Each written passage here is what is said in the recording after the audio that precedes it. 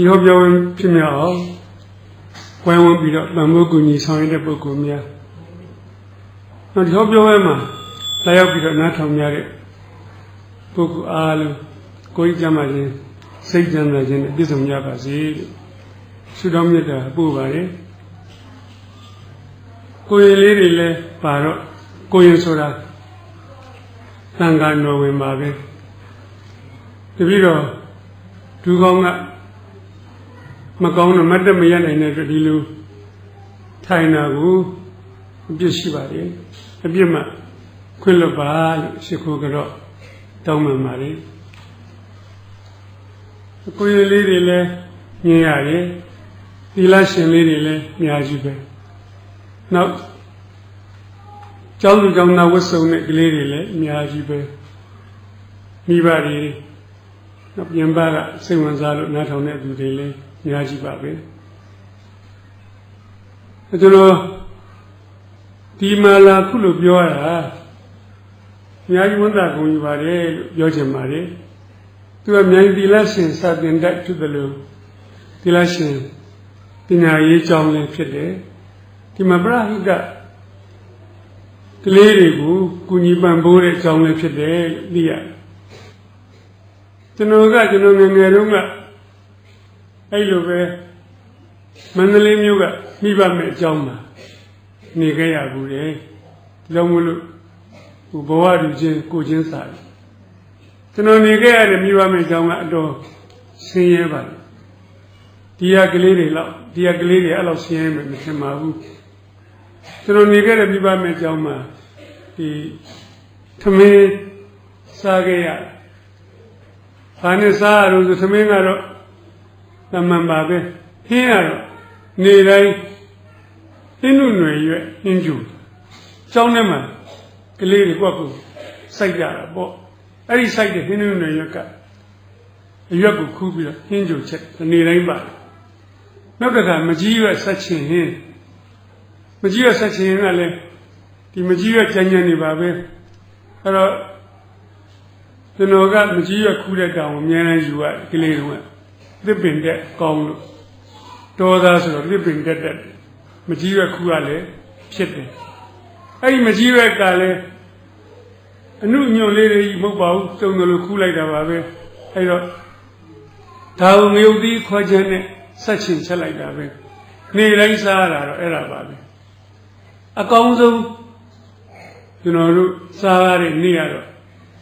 အာလူသီးကိုဒီလိုတုံလေးတွေတုံပြီးတော့ရေကျဲချက်တဲ့နေ့ပါပဲအာလူရေကျဲဟင်းစားရတဲ့နေ့ဆိုရင်အလွန်ပျော်စရာကောင်းတဲ့နေ့ပါပဲအဲ့ဒီအာလူရေကျဲကိုတသက်မမေ့ပါဘူးအခုအိမ်အောင်ကြပြီးတော့မိမကိုချက်ခိုင်းနေအဲ့ဒါကိုလွန်လို့အာလူရေကျဲဟင်းလေးချက်ပေးစမ်းပါမိမချက်ပေးပါမကောင်းပါဘူးဘယ်ကောင်းမလဲသူကပဇွန်ကြောက်တွေပါစီတွေနဲ့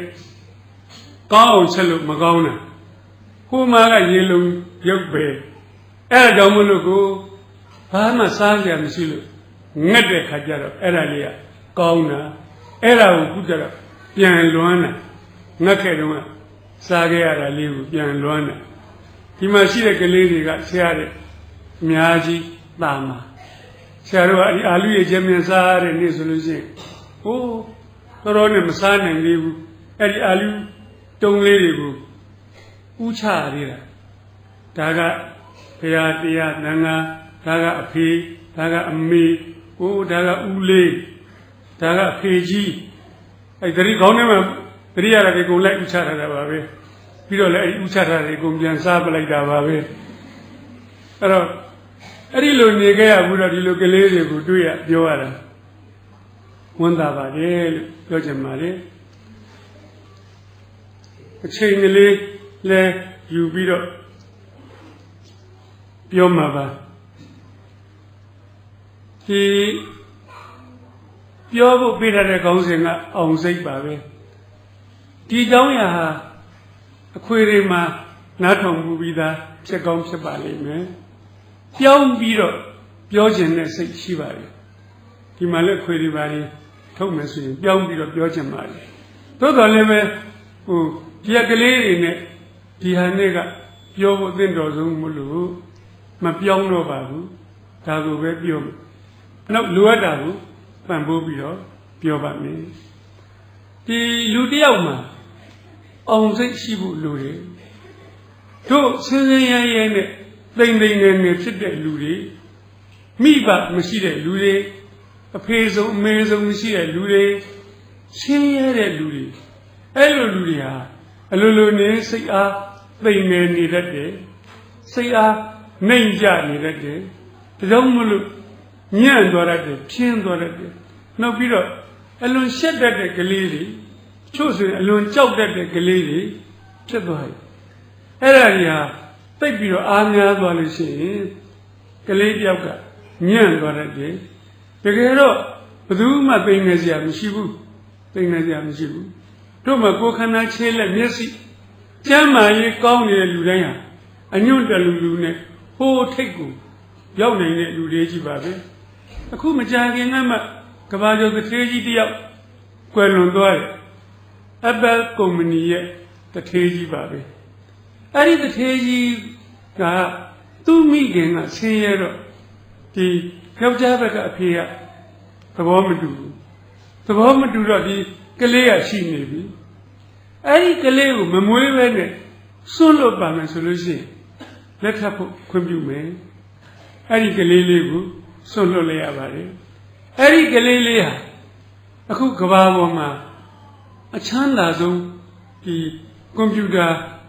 Apple ကုမ္ပဏီကြီးရဲ့ပိုင်ရှင်တစ်သေးဖြစ်သွားတယ်နောက်ဆုံးသူကဒီ iPhone ပေါ့ iPhone ဆိုတာတယ်လီဖုန်းလေးထဲမှာမိပညာမျိုးစုံနဲ့သူကပြည်တွင်နိုင်ခဲ့တဲ့ကဘာကျော်ပုဂ္ဂိုလ်ကြီးဖြစ်သွားတယ်ကြည်စမ်းအစွန့်ပစ်ခံရတဲ့ကလေးအဲ့ဒီစွန့်ပစ်ခံရတဲ့ကလေးကကဘာပေါ်မှာထိတ်ဆုံးရောက်သွားတယ်လူတိုင်းမင်းတို့ထိတ်ဆုံးကိုရောက်နိုင်တယ်ဒါကလေးကိုသိစေချင်တယ်သိနေရင်တော့မင်းနာပြီနစ်နာလိမ့်အဲ့ဒါလေးကိုလည်းပြောချင်ပါလေဒါကပြောဖို့ကောင်းတာကသားတို့သမီးတို့ကိုဥတီပြီးပြောပါမယ်ဆရာလို့ပဲသုံးပြရစီတော့ဆရာကငယ်ငယ်တုန်းကအလွန်သိမ်နေတဲ့စိတ်ရှိခဲ့ပါလေသိမ်နေဆရာလည်းရှိတာကိုဒီဆရာဇာတိရွာကကိုစစ်ငိန်ဆိုတဲ့မြို့ကအနောက်စူးစူးမှာ6မိုင်လောက်ဝေးပါလယ်သမားရွာကလေးပဲတရွာလုံးလယ်သမားတွေကြီးပါပဲဆရာရဲ့အဖေကလည်းလယ်သမားပါပဲအဲ့တော့ကိုယ်ပိုင်လယ်ကလေးရှိတော့သမင်းနဲ့မှန်စားလို့ရပါတယ်သို့တော့ဆရာ9နှစ်သားမှာအဖေကွယ်လွန်ပါလေအဖေကွယ်လွန်တော့အမေက24နှစ်မှာမုတ်ဆိုးမှဖြစ်မလုတ်တမကင်တဲ့နဲ့လေယာစီးပွားကလေးပြတ်သွားတယ်ဒါနဲ့အဖေကြီးကခေါ်ယူပြီးတော့မွေးစားတယ်အဖေကြီးနဲ့အမေကြီးကမွေးစားတယ်မွေးစားတော့အဖေကြီးကတော့အဲ့ဒီရွာလေးမှာမဆိုးပါဘူးသူကတော့လယ်သမားမဟုတ်ပါဘူးအဲ့ဒီရွာလေးမှာအဖေကြီးကမူလာတန်းကျောင်းအုပ်ဆရာကြီးပါပဲသို့သောမူလာတန်းကျောင်းအုပ်ဆိုလို့သူ့မှာလက်ထောက်ဆရာတွေကတော့တယောက်မှမရှိပါဘူးသူတယောက်တည်းအုပ်နေရတဲ့ကျောင်းပါပဲကျောင်းကလေးကလည်းကျင်းချင်းပါပဲဒီတိုင်ရဲ့ဒီရှေ့ပိုင်းလောက်ပဲရှိပါတယ်ခုနမှာကလေး20လောက်တငယ်တန်းလေးပြင်မုံကြီးတစ်ချက်လေးရှိပါတယ်ဒီနားမှာ16ယောက်လောက်တငယ်တန်းကြီးဒီဘက်နားမှာကျတော့ပထမတန်း16ယောက်လောက်ဒီနားမှာကျတော့ဒုတိယတန်း14ယောက်လောက်ဒီဘက်မှာကျတော့တတိယတန်းကျတော့6ယောက်လောက်ပဲရှိတော့တယ်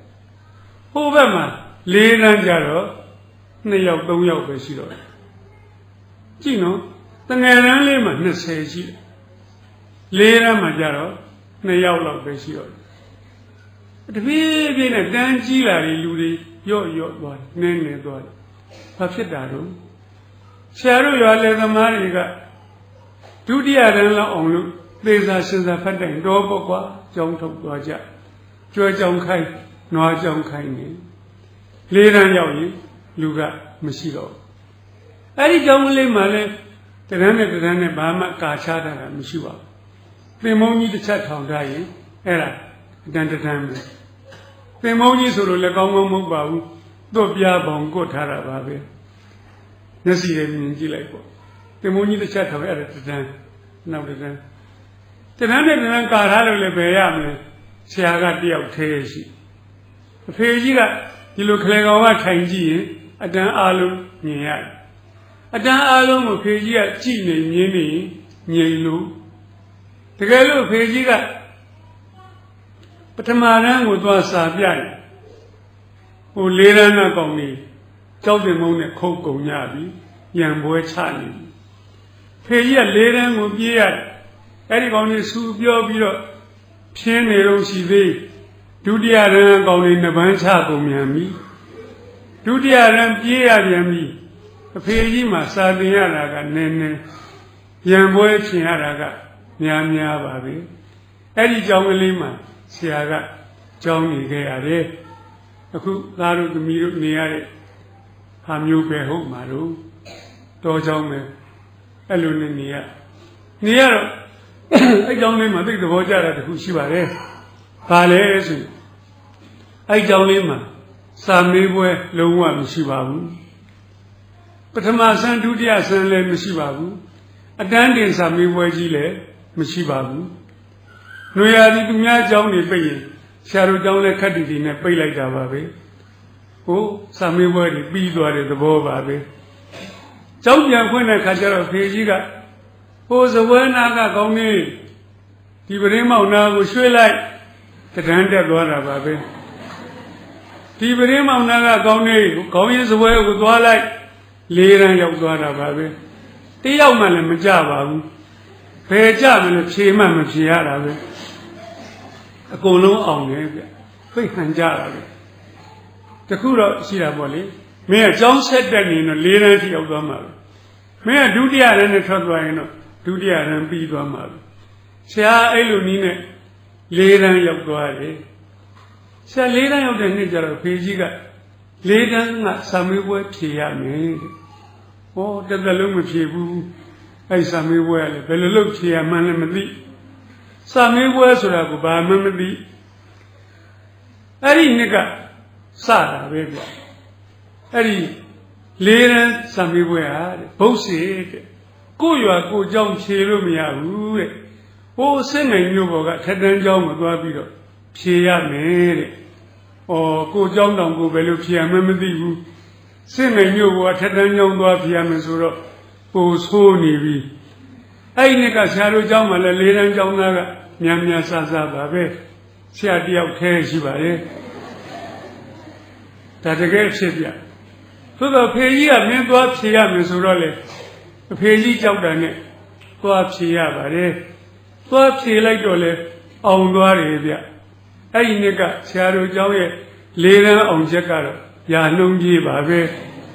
ဟိုတယောက်ထဲဖြေတာတယောက်ထဲအောင်တော့ရာနှုံးကြီးအောင်တာပေါ့ဆရာကြရင်လည်းရာနှုံးကြီးကြမှာပါပဲစစ်နိုင်မျိုးကိုတန်းတော့နာမည်ကြီးเจ้าသူက54ယောက်သွင်းတယ်50အောင်နဲ့4ယောက်ကြတယ်ဆရာတို့เจ้าကမမိပါဘူးသူက4ယောက်ကြလို့အောင်ချက်ရာနှုံးမမိပါဘူးဖေးရသဘောကျမမီမင်းမျိုးเจ้าဆက်တယ်ရမင်းမြို့เจ้าဆရာရင်ကလူမှသွားတက်တာမရှိဘူးပါဘယ်ရှိမလဲ6မိုင်ဆိုတော့သွားပြန်12မိုင်စပိန်ကလေးတစ်စင်းဝယ်ပေးရမယ်လယ်သမားတွေကမပေးနိုင်ပါဘူးအဲ့ဒီတော့ကလယ်သမားပြောတာအခုတော့ကွန်ဆေးတွေပါဒီကောင်းပြီးတော့ဆိုင်ကယ်တွေမှမနှဲရှောင်နေရတယ်လူတွေချမ်းသာနေကြအဲ့တော့ဖေကြီးကတော့ကျောင်းဆရာဆိုသူ့မိကိုစတတ်စေခြင်းနဲ့တဲ့စပိန်လေးတစ်စင်းဝယ်ပေးမယ်သို့တော်ဗျာဆရာလေးရန်အောင်နဲ့နှစ်မယ်အဖေကြီးကပင်စင်ယူရငိမ့်စားယူရတယ်လာကမရတော့ပါဘူးအဲ့တော့သူ့မှာရှိစုမဲ့စုငွေကလေးနဲ့စပိန်ကလေးတစ်စင်းလိုက်ရှာတယ်ငွေအားကနဲလို့ရလာတဲ့ဘိန်းကလေးကအတော်အိုးပါလေဘယ်လောက်များအိုတော့ဆိုအဲ့ဒီတရွယ်ကနေပြီးတော့အခုလောက်ကြီးတဲ့အထိအဲ့ဒီဘိန်းလောက်အိုတာတခါမှမတွေ့ဘူးတော့ပါဘူးရှာဘိန်းလေးတစ်စင်းလုံးမှာအယောင်တောက်တဲ့နေရာအယောင်လက်တဲ့နေရာတနေရာမှမရှိပါဘူး လက်ကမဲလေးပဲမဲမှာပေါ့တန်ကြီးတွေတက်နေခွေးမဲစပုတ်တန်တစ်ချောင်းမကြံကုန်မဲအဲ့ဒီဘိန်းကိုလေးကိုဝယ်ပေးတဲ့အဖေကြီးရဲ့ကျေးဇူးကိုရိုးသေးသေးရှိခိုးကြတော့ပါလေဒီဘိန်းလေးကိုလည်းသိချစ်တာပဲဘလောက်မြန်ချစ်လို့ဆိုညအိယာဝင်တိုင်းတစ်ခါနမ်းပါလေဘိန်းကလေးကိုနမ်းတာစိတ်ကူးရင်ပြောတာမဟုတ်တကယ်နမ်းနေဘယ်နာကိုနမ်းတော့လက်တိုင်ခလဲကောင်းမှာဝက်ဥမဲလေးရှိတယ်အဲ့ဒီဝက်ဥမဲလေးကိုနမ်းနေဆောင်းရပြီဆိုလို့ရှိရင်အဲ့ဒီဝက်ဥမဲလေးကအေးဆက်မှာကြောပါပဲနမ်းလို့မကောင်းပါဘူးမကောင်းလည်းသူ့ကိုချစ်တော့နမ်းဟိုတရားလုံးမှလည်းစပိန်ကဒီသင်းရှိဆရာစပိန်စီလို့ရှိရင်ရွာရဲ့ကလေးတွေကုန်ထွက်ကြည့်ကြဟိုဘိန်းလေးနှစ်ဘိန်းကိုလက်တိုင်ကလေးနဲ့မလဲအောင်ထိမ့်ပြီးတော့စီးနိုင်တယ်ကွာအံ့ဩလို့ဝိုင်းကြည့်ကြဆရာလည်းလက်တစ်ဖက်တောင်လွတ်ပြလိုက်သေးကြွားတာပေါ့ကိုရွာမှာတော့ကိုဘိန်းကလေးနဲ့ဟုတ်လို့ဟိုစစ်နိုင်ကြတော့သူတို့ဘိန်းတွေကဗျာလေးရန်အောင်တဲ့ကလေးကိုသူတို့မိဘတွေကဆုချပြီးတော့ဝယ်ပေးတာရလေးဘိန်းဟန်ပါဘိန်းအသစ်တွေသူတို့ဘိန်းတွေကနေအောင်နဲ့စီးသွားလို့ရှိရင်တပြောင်ပြောင်တလက်နဲ့ဆရာဘိန်းကတော့ဘာရောက်မှမထွက်ပါဘူးဆရာတော့ဆင်းပြေအောင်တွေးပါကောင်းတယ်ငါဘိန်းကနေအောင်နဲ့စီးသွားရင်ဘု து မျက်စိမှဒုက္ခမပေးဘူးဘယ်ပေးမလဲအယောင်မှမထွက်တာအဲ့တော့ဘိန်းရင်းရှင်တော့ဆရာရှုံးနေဗျအဝတ်စားကြီးရှင်တော့လေဟိုရှုံးတာပဲရှုံးမှာပေါ့ဘိန်းကအိုးလမ်းကကျန်းတတိုင်းတိုင်းလဲရင်လည်းမသက်သာပါဘူးဂျုံပြစ်ကြဖုံလေးကပေးတစ်ချိန်လဲတော့ခါတယ်နောက်တစ်ချိန်ထပ်လဲတော့လေခါသေးတယ်သုံးချိန်လဲတော့မခါကျင်တော့ပါဘူးဟိုခါရင်လည်းထပ်လဲဦးမှာပဲမြို့เจ้าသားကျမအကုန်ပေါင်းခါတော့မယ်အဲ့ဒီကြတော့လေဗျာချွေးနဲ့ဖုံးနဲ့ကတ်တော့အင်ကြီးလေးတွေကပေလို့နွမ်းလို့သူတို့မျိုးပေါ်ကျောင်းသားတွေကတော့ဘိန်းကကောင်းလမ်းကကောင်းကျောင်းနဲ့အိမ်ကနီးတယ်အင်ကြီးမြည်ဘူးကြဖြူဖွေးလွှတ်လို့ဆရာဝတ်တရားတော့ချွေးနဲ့ဖုံးနဲ့ကတ်တော့ပေလို့နွမ်းအရေးအယောင်ချင်းဘယ်တူပါမလဲပိဿချင်းလည်းမတူဘူးသူတို့ပိဿလေးတွေကပိုကောင်းတယ်ကျောင်းစိန်ချင်းတူရင်လည်းသူတို့လုံကြီးလေးတွေကပိုစိမ့်ပါဆရာတမင်လိုက်လိုက်တာမဟုတ်ပါဘူးမသိမသာရှိုးလိုက်မြင်နေရတာရှုံမြန်ပြီကွာအဝတ်ချင်းလည်းရှုံမုံဘိုးရှုံတာပဲအဖွားကတနေ့မှတမူးပေးနေအဲ့တုန်းကမူးခက်မခက်တမတ်ဆိုရင်ခောက်ဆွဲသူမုံဒီသူလက်တုပ်ဆုံးအကုန်စားလို့ရတမတ်ကအခု1000လောက်တန်မယ်ထင်တယ်တမူးကမစားနိုင်ဘူးတမူးဆိုတော့ဆရာကဘာစားရလို့ဆိုတော့အဲ့ဒီမှာအညာစာပြဂျုံစီနဲ့ခညက်ကိုပြည့်နေအောင်ကျိုးအုံသီးဆံမှုန်လေးဖြူထားတမူးကိုစားလို့ရှိရင်လေဘိုက်ကိုကားသွားတာပဲအရန်စားလို့ကောင်းတယ်ဒီဂျုံစီကလည်းအကွဲပြီးခညက်ကြီးဆိုချိုးတာပေါ့အဲ့ဒါကိုဇွန်းနဲ့ခတ်တော့ပိတ်သဘောကျတာနေတိုင်းစီကဂျုံယိုတစ်ခွက်မှန်တီးရပါလေအခုသက်ကြီးလို့ကျမ်းမာရေးနဲ့အာဟာရအကြောင်းတွေဖတ်တဲ့ခါကျတော့ဟိုအဲ့ဒီဂျုံစီနဲ့ခင်းရက်ကိုကြိုထားတာတဲ့ကလေးရွယ်လူငယ်တယောက်တွေခွန်အားဗလာဖြစ်စေတယ်တဲ့ဆရာအရက်က6ပေရှိပါလေအဲ့ဒီဂျုံယိုတွေတောက်တဲ့ယေရှုပါပဲယေရှုအများကြီးပါခုမနေ့ကပဲခန္ဓာတစ်ခုမှာလူကြီးတယောက်ကယာရုကြီးလူကြီးတယောက်ကပါပဲတွေ့လို့အဲ့ဒီဆရာဟောတဲ့ဟာကိုနားထောင်ရတဲ့အတွက်အခုသူ့ကလေးတွေအိမ်မှာနေတိုင်းဂျုံယိုကြိုတိုက်နေတယ်တဲ့အရက်ထွားအောင်လို့ဟိုကိုကတော့ရက်ထွားတာတွေပါနေမသိပါဘူးတမူးဘိုးနဲ့တနေ့လုံးမစားတာစားခဲ့တာပါပဲဘိုက်ကားအောင်စားခဲ့တာပါပဲအဲ့တော့မုံကိုကြီးရှင်တော်လည်းဆရာရှုံးပါလေကဲအဲ့ဒါတွေရှုံးရင်ရှုံးပါစေကွာရေးမကြည့်ပါဘူးစာကြမင်းအတိုင်းပြီးတာပဲစာကြတော့လေရှုံးတာပါပဲ ရှုံးမှာပေါ့အဖေကြီးကြောင့်မှာအတန်း6တန်းရှိတာမှာဆရာကဘယ်နှယောက်တုံးတစ်ယောက်သေးဗျသူတို့မျိုးပေါ်ကြောင့်မှာက4တန်းဘုတ်စစ်အရေးကြီးတယ်ဟေ့9ဘာသာရှိဆရာမ9ယောက်တင်တာဗျသင်္ချာကျွမ်းတဲ့ဆရာမကသင်္ချာကိုပိုင်တင်တာပုံပြောကောင်းတဲ့ဆရာမကမြန်မာစားနဲ့သမိုင်းကိုသင်တာပုံဆွဲကောင်းတဲ့ဆရာမကပထဝီကိုသင်တာသူတို့ကတော်ရှင်တိုင်းတော်တက်ရှင်တိုင်းတက်4တန်းအောင်9တန်းတက်ဆရာကဖေကြီးကြောင့်မှစဉ်းစားကြည့်ပါဦးဆရာတယောက်ထဲတင်ရဒီထဲမှာရင်ပွဲဖြစ်ရသည်အဲ့ဒီကနေပြီးတော့4တန်းအောင်9တန်းတက်တခုံနဲ့ရှင်းထိုင်တော့ဆရာကတူတယ်ထင်တာပေါ့မင်းလည်း4တန်းအောင်9တန်းငါလည်း4တန်းအောင်9တန်းအတူတူပဲထင်တယ်သင်္ချာဆရာမဝင်လာမှမတူမှန်းသိရပါတယ်သင်္ချာဆရာမကပု္ပ္ပာ3ပုဒ်ပေးတယ်ပေးထားတဲ့ပု္ပ္ပာများကိုတဲ့3ချက်တွက်နည်းနဲ့တွက်ပါ3ချက်မသိဘူးအဖေကြီးเจ้าမှာ3ချက်တွက်နည်းမရှိဘူးအပေါင်းနှုတ်မြောက်စားပဲရှိတယ်ဟိုကလေးဆိုတော့ကိုဉာဏ်မိသမျှတွေးကြည့်ရတယ်3ချက်တွက်နည်းဆိုတာတခြားမဟုတ်ငါမတွက်တတ်ရင်3ချက်ရိုက်ခံရမယ်နည်းပဲရိုက်ခံရမှာကြောက်တော့ဘယ်ဘက်ကကောင်ကိုကြည့်ရတယ်သူမျိုးချောင်းကအောင်တာဗျတွက်တတ်တယ်ကောင်ကုန်းလို့တွက်နေဆရာကဒီကောင်ကိုကြည့်ရတယ်ကလေးမှလည်းကလေးသိက္ခာရှိသေးတော့မတိမတာကြည့်ရတယ်အဲ့လိုလေးပေါ့မတိမတာကြည့်တော့လည်းမမြင်ရဘူးဗျကဲမထူပါဘူးကွာဒီကောင်နဲ့ကပ်ပြီးတော့ငုံကြည့်လိုက်အဲ့လိုလဲငုံကြည့်လိုက်တော့ဟိုကောင်ကကြောကုန်းကြီးနဲ့ပိတ်ပြီးတော့ကွယ်ပလိုက်မကြိုက်ဘူးဟောမကြိုက်မကြည့်ဘူးပေါ့ကွာကလေးမှလည်းမာနရှိသေးတာပဲမကြည့်တော့သို့တော့3ချက်ရိုက်မှကြောက်တော့ညာဘက်ကကောင်ကြည့်ရတယ်နည်းသူလည်းမြို့เจ้าကအောင်တယ်တွက်တတ်တယ်အဲ့ဒီကောင်လည်းဗျာဆရာကြည်မှန်းသိတာနဲ့ဗလာစာရွက်ကလေးကိုထောင်ပြီးတော့ကာလိုက်ဟိုဘက်မှာကုတ်ကတ်တွက်မမြင်ရတော့ပါအဲ့ဒီနေ့ကဆရာဘဝမှာတစ်စစ်ချိုးပြောင်းသွားတယ်နေ့ပဲလို့ပြောချင်ပါတယ်ဒါတို့သမီးတို့ကိုယ်လေးတို့ဒီလားရှင်လေးတို့စဉ်းစားကြည့်ပါရှေ့မှာဘိန်းချင်းရှင်တော့ရှုံးအဝတ်ချင်းရှင်တော့လည်းရှုံးမုံဘိုးချင်းလည်းရှုံးအားလုံးရှုံးတော့သိနေဟောဒီစာမှာရှုံးတာကအဆိုးဆုံးပါပဲဘလောက်ဉာဏ်သိနေသွားလိုက်တော့စေ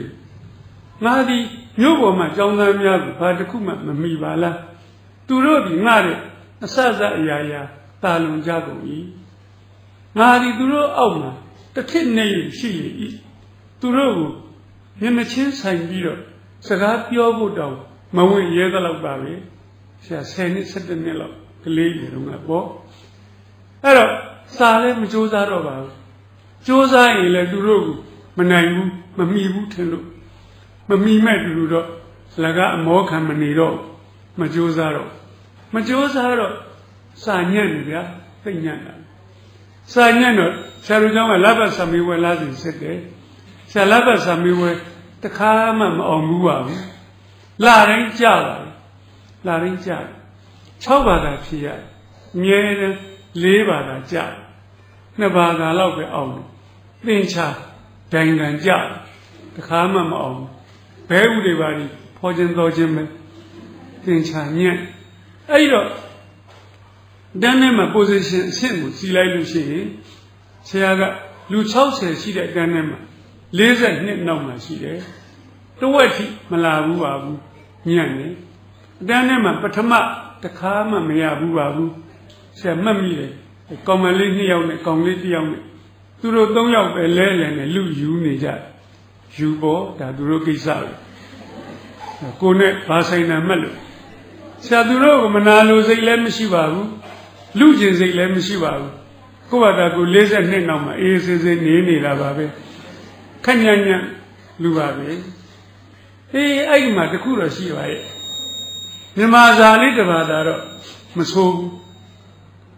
သူကဆက်လာစဉ်2ဘာသာအောင်တဲ့ထဲမှာမြန်မာစာတိုင်းငံပါတယ်ရင်းအောင်တယ်တနေ့တော့မြန်မာစာဆရာမက အတန်းနဲ့ဝင်လာပြီးတော့သင်္ဘောကြီးပေါ်မှာကြပြားလေးနှစ်ကြောင်းရေးပြီးဂျိုးနှကောင်ထနှောင်းမင်းညီနောင်ကလွမ်းအောင်ကူချွဲပတော်ပြူပင်မြက်ကမြေစာထူးလာတယ်ဖိုးတောင်သူတဲ့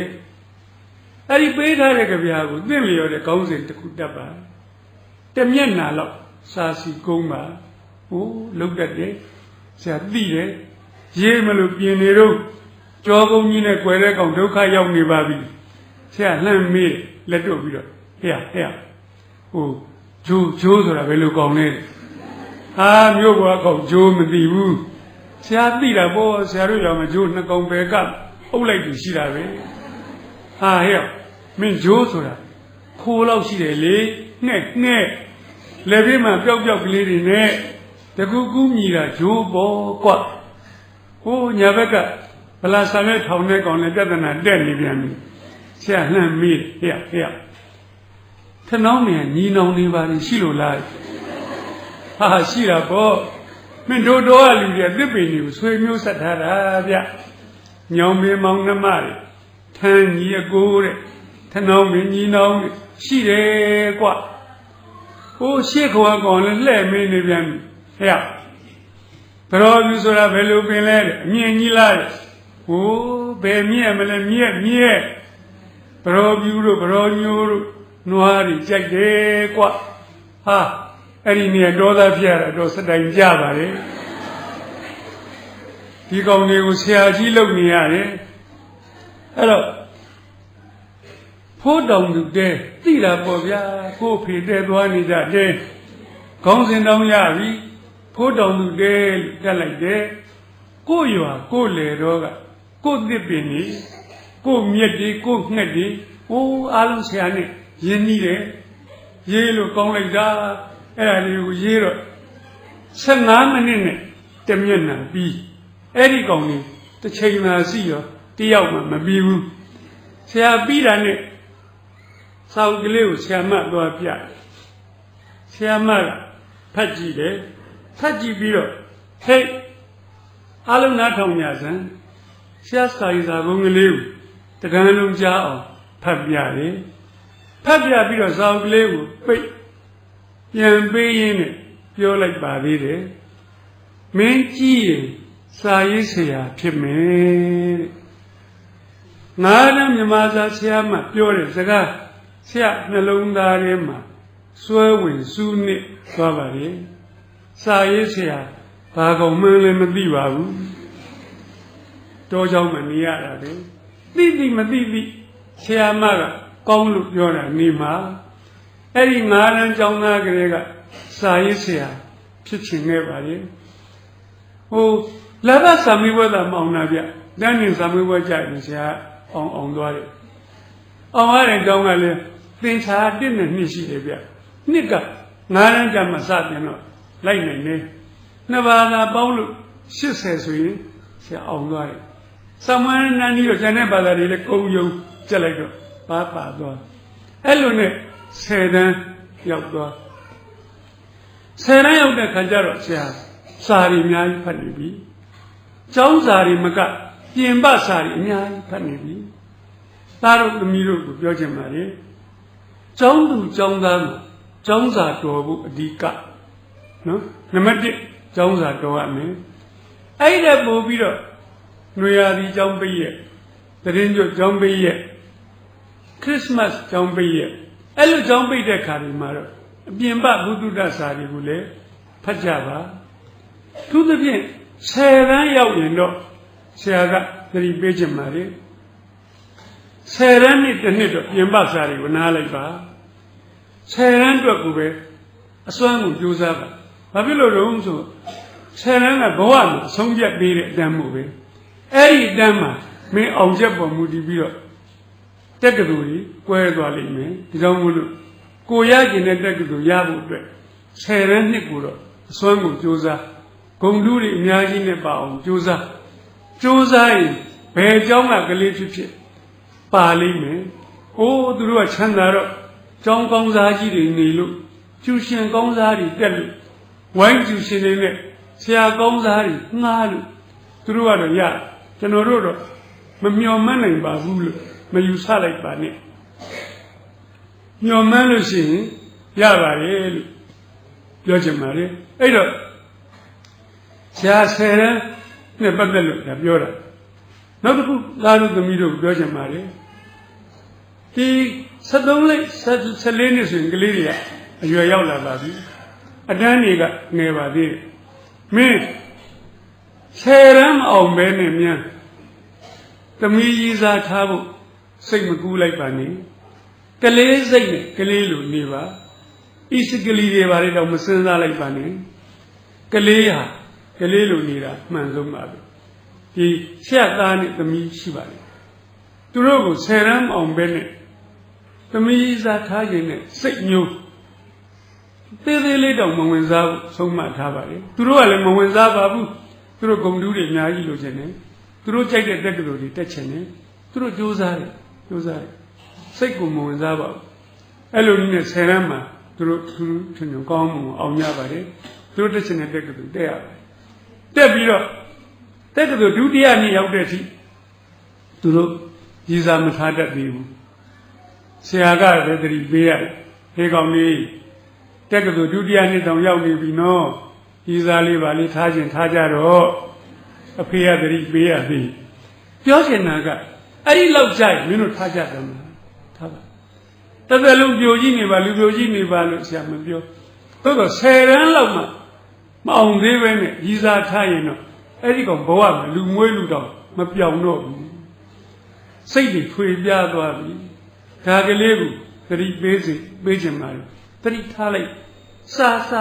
တစားနဲ့နေအောင်မင်းစူးစမ်းလိုက်စမ်းပါမင်းစာတော်လေး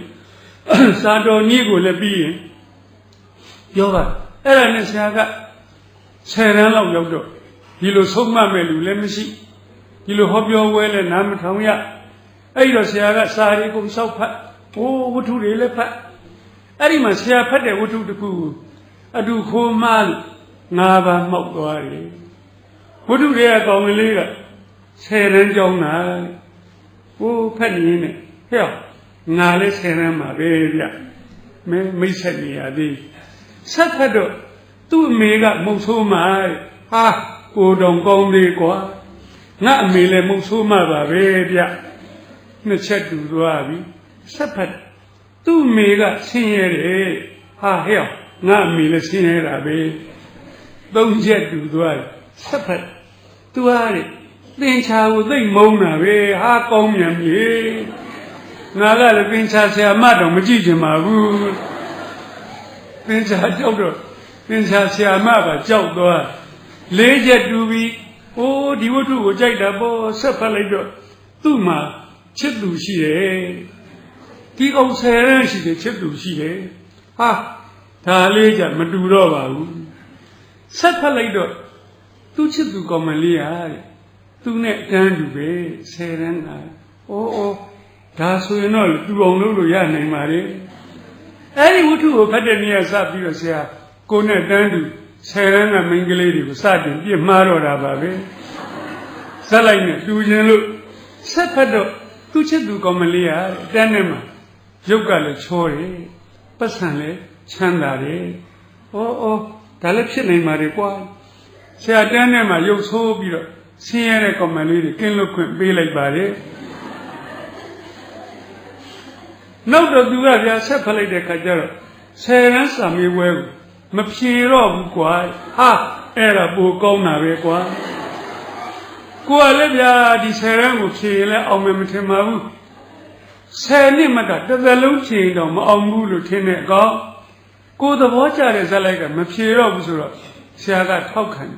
တယ်ကောင်းတယ်ကွာမဖြေနဲ့ငါလည်းမဖြေတော့ပါဘူးလေရနာဆိုချစ်ဝတ္ထုရေးနေခြင်းမဟုတ်ပါတကယ်ကိုမဖြေတော့ပါဘူးအဲ့ဒီနှစ်ကမဖြေဖြေတယ်နီးတလပဲလို့တော့တယ်ဗျအဲ့တော့အမေကမေးတာပေါ့ငါသားတဲ့မင်းဘာလို့မဖြေတာလဲဒီမေးခွန်းကိုအမေမေးလိုက်မယ်ဆိုတာကျွန်တော်ကြိုတွေးထားပါတယ်ဒီလိုမို့လို့အမေမေးရင်ဖြေနိုင်အောင်လို့ဝတ္ထုတွေကကြိုပြီးတော့ကြက်ထားပါတယ်အမေစဉ်းစားကြည့်ပါတ ဒါပေးတယ်လို့စဉ်စဉ်သောပညာရေးတွေပါအမိယာဝတ္ထုထဲမှာပါတယ်တလက်မနှစ်လက်မလေးလက်မငါးလက်မဆယ်လက်မတရံတန်လေးတန်ငါးတန်ဆယ်တန်အောင်လို့လဲဘဝစာမေးဝဲအောင်နာမဟုတ်ဘူးအမေအကယ်ဒမီကိုမြတ်လေးရဲ့ item တွေပါဒီနဲ့ချအမေဆရာကိုနေကြည့်နေပါလေနေကြည့်နေသောအမေမျက်လုံးများကိုခုချိန်ထိမြင်အောင်မိပါလေအဲ့တော့အမေနှုတ်ကမပြောပါမျက်လုံးကပြောနေတယ်ငါသားမင်းတို့မှားနေပြီထင်တယ်သို့တော့တော်သူမကြီးဖြစ်တဲ့အမေဟာဆရာဘယ်လိုမှားတယ်ဆိုတာကိုရှင်းမပြတ်တဲ့ရှားပါဘူးအဲ့ဒါကိုခွင့်ကောင်းယူပြီးတော့တဲဟုတ်တဲ့ငါပါလားဝတ္ထုတွေဖတ်ပြီးတော့အရန်ကိုတတ်နေပါဘကောလားအမေကိုတောင်နိုင်လိုက်ပြီလို့ထင်တယ်တကယ်တော့မနိုင်ဘူးဗျရှုံးတယ်ဘယ်လောက်ရှုံးတော့အဲ့ဒီ10ရန်စာမေးပွဲကို6နှစ်ပြည့်မဖြေဘဲနဲ့ရှုံးပါလေအဲ့ဒီ6နှစ်ဘာလို့တော့ဝတ္ထုတွေကဇာတ်လိုက်လောက်တာဒီကုန်လိုက်လုံနေတာဟိုကောင်ကဝတ္ထုဇာတ်သိမ်းတဲ့ခါကျတော့သူ့ချစ်သူကောင်မလေးနဲ့မညာဘူးကွဲသွားတယ်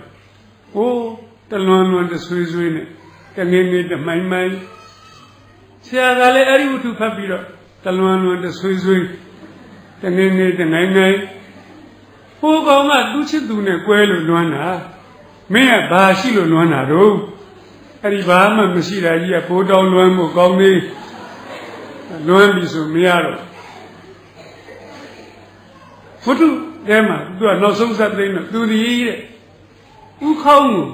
နိုင်ဆိုင်ချရတလန်းချင်းထွက်ခွာသွားလေတည်းဟာကောင်းတယ်ကွာအဲ့ဒီနေရာစပြီးဆရာလမ်းလျှောက်ရင်ကောင်းနိုင်ဆိုင်ချပါတယ်ပုံတူကုန်လိုက်ကူပါလေလွမ်းလို့ကလည်းရန်ကောင်းကြခုလိုဆောင်းရပြီးဟေမန္တနှင်းမုံလေးတွေကြဟိုးလွမ်းနေဗျာမိုးရာပြီးဝတ္တန္တမိုးဆက်မိုးပေါက်တွေကြဟိုတောင်လွမ်းသေးရှက်စီးတွေလက်တအားလွမ်းနေမိုးကြိုးတွေပြည့်တုံးနေအောင်လွမ်းနေအဆိုးဆုံးကတော့ຫນွေဥပြလေယူတွေကတိုက်ရော့ဝါလေးတွေကျွေးလေဝေတဲ့လွင့်သေတောင်သေးခြင်းပါလေလွမ်းအာကြီးလို့အဲ့ຫນွေဥကလွမ်းเสียသိကောင်းအဲ့တော့ဆရာကြောက်ဆယ်မှနေတယ်ဗျမြို့ဝန်းကျင်ထွက်လိုက်လို့ရှိရင်စဘာကင်းတွေကရိတ်ထားတော့ရိုးပြငုတ်တိုတွေဟာလွမ်းမှုကောင်းတယ်ရွာစည်းရိုးမှာမိโกကလေးတွေပတ်ဟိုးလွမ်းမှုကောင်းတယ်ဒီကုံနေငါးကြီးတစ်စင်းကမိုးကကြီးကိုချုံအဝေးပြေးလမ်းမကြီးမတအီးနဲ့မောင်းသွားဟာလွမ်းတယ်ကွာလူကကျန်းနေပြီးတော့စိတ်ကကားကြီးနဲ့ပါသွားတယ်လို့ပဲအကုန်လွမ်းပါလေဗျာဟိုဘောနဲ့ကလေးတွန်းတန်းကြဟာလွမ်းတယ်ကွာဟိုးရှေ့ဘက်ကရှမ်းတောင်နှမ်းကိုလှမ်းကြည့်လိုက်ညကြတော့ဒီတောင်ရမိရှို့ထားတော့မိတန်းကြီးတွေမြင်ရဟိုးရှမ်းတောင်နှမ်းကလည်းမိဆောင်နှမ်းကြီးတွေနဲ့လွမ်းတယ်ကွာမြင်မြင်သမျှအကုန်လွမ်းတယ်ဆောင်းတွင်းမှာခွေးပိန်မတကောင်ပြာပုံနဲ့မှအိတ်ဟိုးလွမ်းတယ်ကွာကောင်မလေးချောချောတယောက်လမ်းပေါ်ကဖြတ်သွားဟာလွမ်းတယ်ဟေးမင်းကဘာဆိုင်လို့လွမ်းရတာတော့ဘာမှမဆိုင်လို့လွမ်းတာပါပဲချောချောလေး3ယောက်သွားရင်3စလွမ်းပါတယ်အုပ်လိုက်ဖြတ်သွားရင်သေသွားနိုင်ပါတယ်လွမ်းအာကြီးလုံးလို့အဲ့လိုနဲ့တလွန်လွန်တဆွေးဆွေးနောက်တော့ဒီလိုလူစီစီရှိတဲ့နေရာမသွားဝေးဝေးရရှောင်နေမင်္ဂလာဆောင်ပိုးရှောင်နေအဲ့ဒီသူတို့သမီးကကိုနဲ့ဘာလို့လို့ညာလို့လို့အဲ့လိုတွေးမိတအားလွမ်းနေဒါနဲ့အဲ့ဒီချိန်မှာဆရာတငယ်ချင်းတယောက်ရန်ကုန်ကပြန်လာလေသူကတော့ဗျာဆရာရဲ့ပူလွန်းစရာကောင်းတယ်သူ10ရန်အောင်တဲ့နှစ်မှာသူအဖေရောအမေရောကွယ်လွန်အိမ်ကြီးတိုင်လုံးမှာတယောက်တည်းကြံတဲ့တူဒီတော်သားအားငယ်လုံးလို့ရန်ကုန်ကိုဆင်းသွားတယ်ရန်ကုန်မှာသူ့ဘာကြီးရှိတယ်ဗျဥပယီနဲ့သမီးများစာပေတဲ့ဥပယီကသူ့တူလေးလာတာတွေ့တော့မိဘတွေဆုံးတာကိုလည်းသိမျက်နှာလေးကငယ်တန်းကလေးကတိုးတိုးတိန်နေလူကလေး ဟောတာဘာကြီးရဲ့စာအုပ်ဆိုင်ကြီးပဲကွမင်းစိတ်ပြေလက်ပြောက်စာအုပ်ကလေးတွေကူရောင်းပေါ့ကွာဆက်တငယ်ချင်းကစာအုပ်တွေကူရောင်းသူ့ဘာကြီးကစပွဲပေါ်မှာစာအုပ်တစ်ထပ်ပြင်ပြီးဟောဒီမှာငတ်တူပြင်းပြေဖတ်ကွာတငယ်ချင်းကအယောင်ပါတဲ့ကတုတ်ကိုယူဖတ်လက်တန်းလောက်ထူပါတယ်အားလုံး22အုပ်ရှိပါတယ်ဖတ်ပြီးတဲ့စာအုပ်ကလေးဒီနာပြောင်းပုံရှေရကုံသွားဖျားဖူးပြန်လာတော့တအုပ်ကိုဖတ်ပြီးသားလေးဒီဘက်ပြောင်းပုံ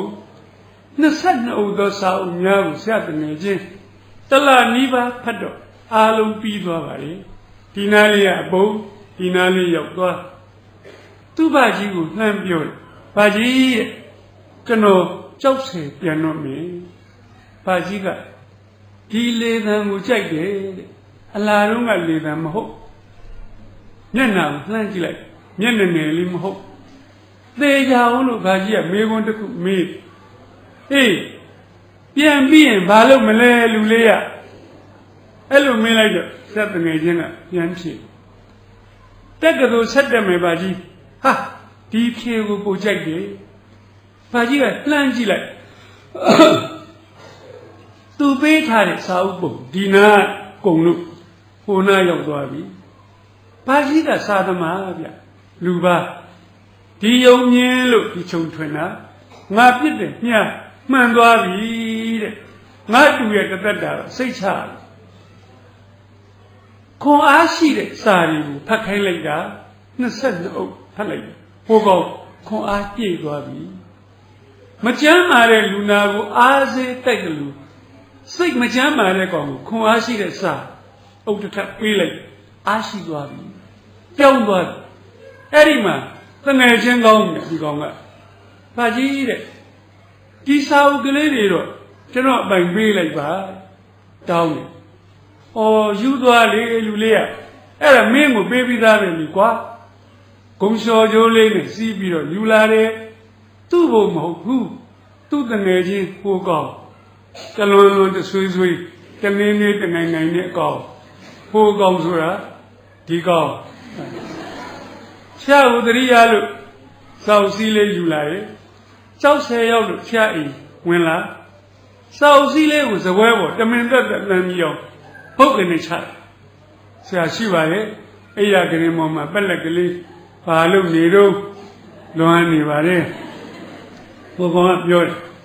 ဟဲ့အောင်နေငါရံဝပြန်လာပြီတဲ့မင်းတို့ဒီမှာစာအုပ်တွေပါလာတယ်ဆရာအိယာကရင်မောကနေလှမ်းမေးလိုက်ပါတယ်ဘာစာအုပ်တွေများလဲတငယ်ချင်းရဲ့မေးဖို့မင်းကြီးကခလွန်းလွန်းဘုကောင်နားကြားချင်းကတ်ဟဲ့အောင်လုပ်မနေနဲ့အားလုံးငါဖတ်ပြီးပိုင်ယူလိုက်တော့သွားပြီဆရာလေတံကိုမကြိုက်လို့မာရီကြောရီပြောပြီးတော့ထွက်သွားတယ်အိမ်တကားထွက်မှလှမ်းអော်လိုက်သေးဟဲ့ရောဖတ်ပြအောင်ဖတ်တော့ချက်တော်ငယ်ချင်းစေရနာကိုလေးစားလို့အိယာကရင်မောကလွန်လွန်ကလေးထအပေါ်ဆုံးစာအုပ်ကိုလွန်လွန်ကလေးနဲ့ယူဖတ်ဘယ်သူရေးတဲ့စာအုပ်တို့လို့စာရေးဆရာကြီးနာမည်ကိုပြောပါမယ်ဆရာကြီးပီမိုးနေရေးတဲ့စာအုပ်ပါသားတို့သမီးတို့ပြန်မေးပါမယ်ဘယ်သူရေးတဲ့စာအုပ်လဲအဲ့ဒီကမှတ်ထားပီမိုးနေဆရာကြီးပီမိုးနေနော်အဲ့ဒီဆရာကြီးပီမိုးနေရေးတဲ့စာအုပ်ကိုဖတ်တော့နားထောင်ကြည့်ပါဘာတွေ့ရလို့ဆိုလူတယောက်တဲ့စိတ်ပညာနဲ့သူစာအုပ်ကကိုယ်စိတ်ကိုနှိမ့်ရင်နှိမ့်တယ်မြင့်ရင်မြင့်ပြန်ပြောပါမယ်ကိုယ်စိတ်ကိုနှိမ့်ရင်ဘာဖြစ်လဲမြင့်ရင်မြင့်မြင့်ဟိုဆရာကအဲ့ဒါဖတ်ရင်းနဲ့ကိုယ်စိတ်ကိုကဲခတ်ရသေးကဲခတ်ပြီးတော့ဆရာကြီးမှန်ပါလေခင်ဗျကျွန်တော်စိတ်ကအဝီစီရောက်နေပါပြီခင်ဗျဆရာစိတ်ကတအားနှိမ့်နေပါပြီဝန်ခံပါလေဆရာကဆက်ပြောတယ်လောကမှာတဲ့မင်းလူတယောက်ဘာဖြစ်ချင်တယ်လဲကွနော်ဘာဖြစ်ချင်တယ်လဲကွရီမန်းချက်ထားပါရီမန်းနဲ့တကားမဖြစ်မနေခောက်လွယ်လွယ်နဲ့တော့ဘယ်ပွင့်မလဲမပွင့်မချင်းခောက် အဲ့လိုခောက်တဲ့လူတွေအတွက်တကားတို့ဒီပွင့်လိမ့်မည်ဟောနောက်တော့ဆရာကစဉ်းစားရပြီငါတန်းထဲမှာလဘတ်ဆံမေဝတခါမှမအောင်ဘူးအဲ့လဘတ်ဆံမေဝအောင်တဲ့တကားကိုရောမင်းဘယ်နှခါခောက်တော့ကိုပြန်မေးတခါမှမခောက်ပါဘူးလေးပါးသာကြတဲ့အတိုင်းနေခဲ့တာပါပဲအတန်းထဲမှာပထမတခါမှမရဘူးတစ်မရဘူးအဲ့ပထမဆိုတဲ့တကားကိုရောမင်းဘယ်နှခါခောက်တော့စိတ်တော်မကူဘူးမရတာဘာဆန်းတယ်လေအခုသားတို့သမီးတို့ကိုပြောချင်ပါတယ်မင်းတန်းထဲမှာပထမမရဘူးသေးဘူးဆိုရင်မင်းညံ့လို့မဟုတ်အဲ့ဒီတကားကိုမင်းခောက်ရကောင်းမှမသိသေးလို့မခောက်သေးလို့ပါခောက်ကြည့်ပါပွင့်ပါစိမ့်မယ်လွယ်တော့ဘယ်ပွင့်မလဲကွမပွင့်မချင်းခောက်နောက်ဆုံးပွင့်သွားပါလိမ့်မယ်ပွင့်ကြောင်းကိုဆရာကသက်တည်ပြဟာအဲ့ဒီစာအုပ်ကိုဖတ်ပြီးတော့အာမန်ကြီးတက်သွားလိုက်တာနောက်တော့ကိုယူတယ်လွန်လေးမဟုတ်ဘူးကိုထူးကိုချွန်တယ်ကိုထူးချွန်ကိုစူးစားမင်းစူးစားရင်ထူးချွန်လေအဲ့ဒီကြောင်းတွေကိုရေးထားအာမန်ကြီးပို့တက်ဒီနာလေးပုံလိုက်နောက်တော့ကိုယူပြန်တယ်အရင်မဆိုင်လေတိုးလိုက်ငွေရစ်တပြားမှမရှိဘဲနဲ့တန်းကျွယ်တစ်သေးတွေဖြစ်သွားရဲ့ကဘာကျော်တစ်သေးကြီးတွေအကြောင်းရေးထားဟာအာမန်ကိုတက်22ဦးသောစာအုပ်များကိုဆရာတငယ်ချင်းကတလနီးပါးဖတ်ရတယ်ဖြည်းဖြည်းစစ်စစ်သူကဖတ်တာကိုဆရာကတော့ထိုင်နေပြီးအောင်ဖတ်ပြီးတာနဲ့ဒီနာပုံဒီနာပြောင်းသွားအာမန်ကြီးတက်သွားလိုက်တာဘာလို့ချင်တော့မိုးကိုဒူးနဲ့ပြစ်တိုက်ချင်တယ်တက်ကြွရုံမကကြွတက်သွားပြီအဲ့ဒီမှာဒယာနီစာအုပ်ကိုဆွဲယူလိုက်ရေးလိုက်ဒီနှစ်10ရန်ပြန်ဖြေမယ်ရှင်းနှစ်တက်တူဆက်တက်မယ်ကြည်စမ်းရှင်းနှစ်တက်တူဆက်တက်မယ်ဆိုတော့မင်းအောင်အောင်မကူအောင်မမလားဆိုတဲ့တန်တရားစိတ်သေးသေးလေးတောင်မရှိတော့ဘူးဒီလူပဲဗျကြည်စမ်းအရင်တော့ကအဲ့ဒီ10ရန်ကို10နှစ်မကတသက်ဖြေတော့မအောင်ဘူးလို့ထင်တယ်အဲ့ဒီလိုထင်လို့ကိုမအောင်တာပဲအခုရှင်းနှစ်ဆက်တက်အဲ့လိုဆိုမင်းဘယ်တော့စလို့မလဲကွာကိုမဲပြီဟာပီမိုးနေတပည့်ကွာစနေအင်္ဂါရရစာရွေးမနေနဲ့အခုပြီခုစအဲ့ဒီနေ့ပဲစပါတယ်ဘာနဲ့စအင်္ဂလိပ်စာနဲ့စအင်္ဂလိပ်စာအစမှခဏညံကော6နှစ်တိတိပြတ်ထားတော့အိုင်ကိုတူစကူးတောင်မလုံးတတ်တော့ပါဘူးရှင်းနှစ်တက်ကတူဆက်တက်မယ်ကောအဲ့ဒီလိုသိသွားတဲ့ခါကျတော့တွေ့တဲ့ခါကျတော့ကိုပြောတဲ့စကားရှိတယ်ဗျသားတို့သမီးတို့စကားလက်ဆောင်ပေးပါမယ်ဆက်ကိုဘယ်လိုပြောလိုက်လို့ဆိုတော့ကောင်းတယ်လို့စမယ်စရင်တုံညကစမယ်လို့ပြောလိုက်ပါအတူကောက်မှတ်ချင်တော့စမယ်စရင်တုံညကစမယ်ပြောလိုက်အဲ့ဒီစိတ်ကိုပြီမိုးနေစကားနဲ့ပြောတော့အဲ့ဒါအောင်စိတ်ပဲလူတယောက်အောင်တော့မယ်ဆိုရင်တော့မတွန့်တော့ကြည်စမ်းနှမျိုးစဉ်းစားလို့ရတယ်နော်နောက်တစ်မျိုးကဟိုးငါလည်းပြောရတယ်အင်္ဂလိပ်စာလည်း I go to school တော့မလုပ်တတ်တော့ပါဘူးအောင်မဲတော့မထင်ပါဘူးရှုံးဖို့တော့များပါရဲ့ကြမှာတော့သေချာပါတယ်အဲ့ဒီလိုအောင်မေ့ရင်အဲ့ဒီကောရှုံးပြီးညံ့ကြအဲ့ဒါရှုံးစိတ်ညံ့စိတ်ပဲဟောအဲ့လိုမတွေ့ဘူးခုတော့ကောင်းတယ်ကွာစမယ်စတုံညကစနောက်ကိုမတွန့်ဘူးရှေ့တူယူကိုတက်တော့မအောင်ဘူးလို့မတွေးဘူးအောင်မယ်လို့ပဲယုံတယ်အဲ့ဒါကိုအောင်စိတ်လို့ပြောတာပါပဲသားတို့သမီးတို့ပြန်မေးကြည့်မယ်အဲ့ဒါဘာစိတ်လဲကြီးကျယ်တဲ့စိတ်ဖြစ်လို့ဒီတဲ့အားပါပြောကြည့်ပါအဲ့ဒါဘာစိတ်လဲဟောဒီမှာနားထောင်တဲ့ကလေးတွေဘဝကိုထူးထူးချွန်ချွန်အားလုံးအောင်စိတ်နဲ့အောင်စိတ်ကျင်ပါလေရောက်မလို့ဆက်ဟောပြောဝဲခေါင်းစဉ်မှာဘာပေးထားလဲ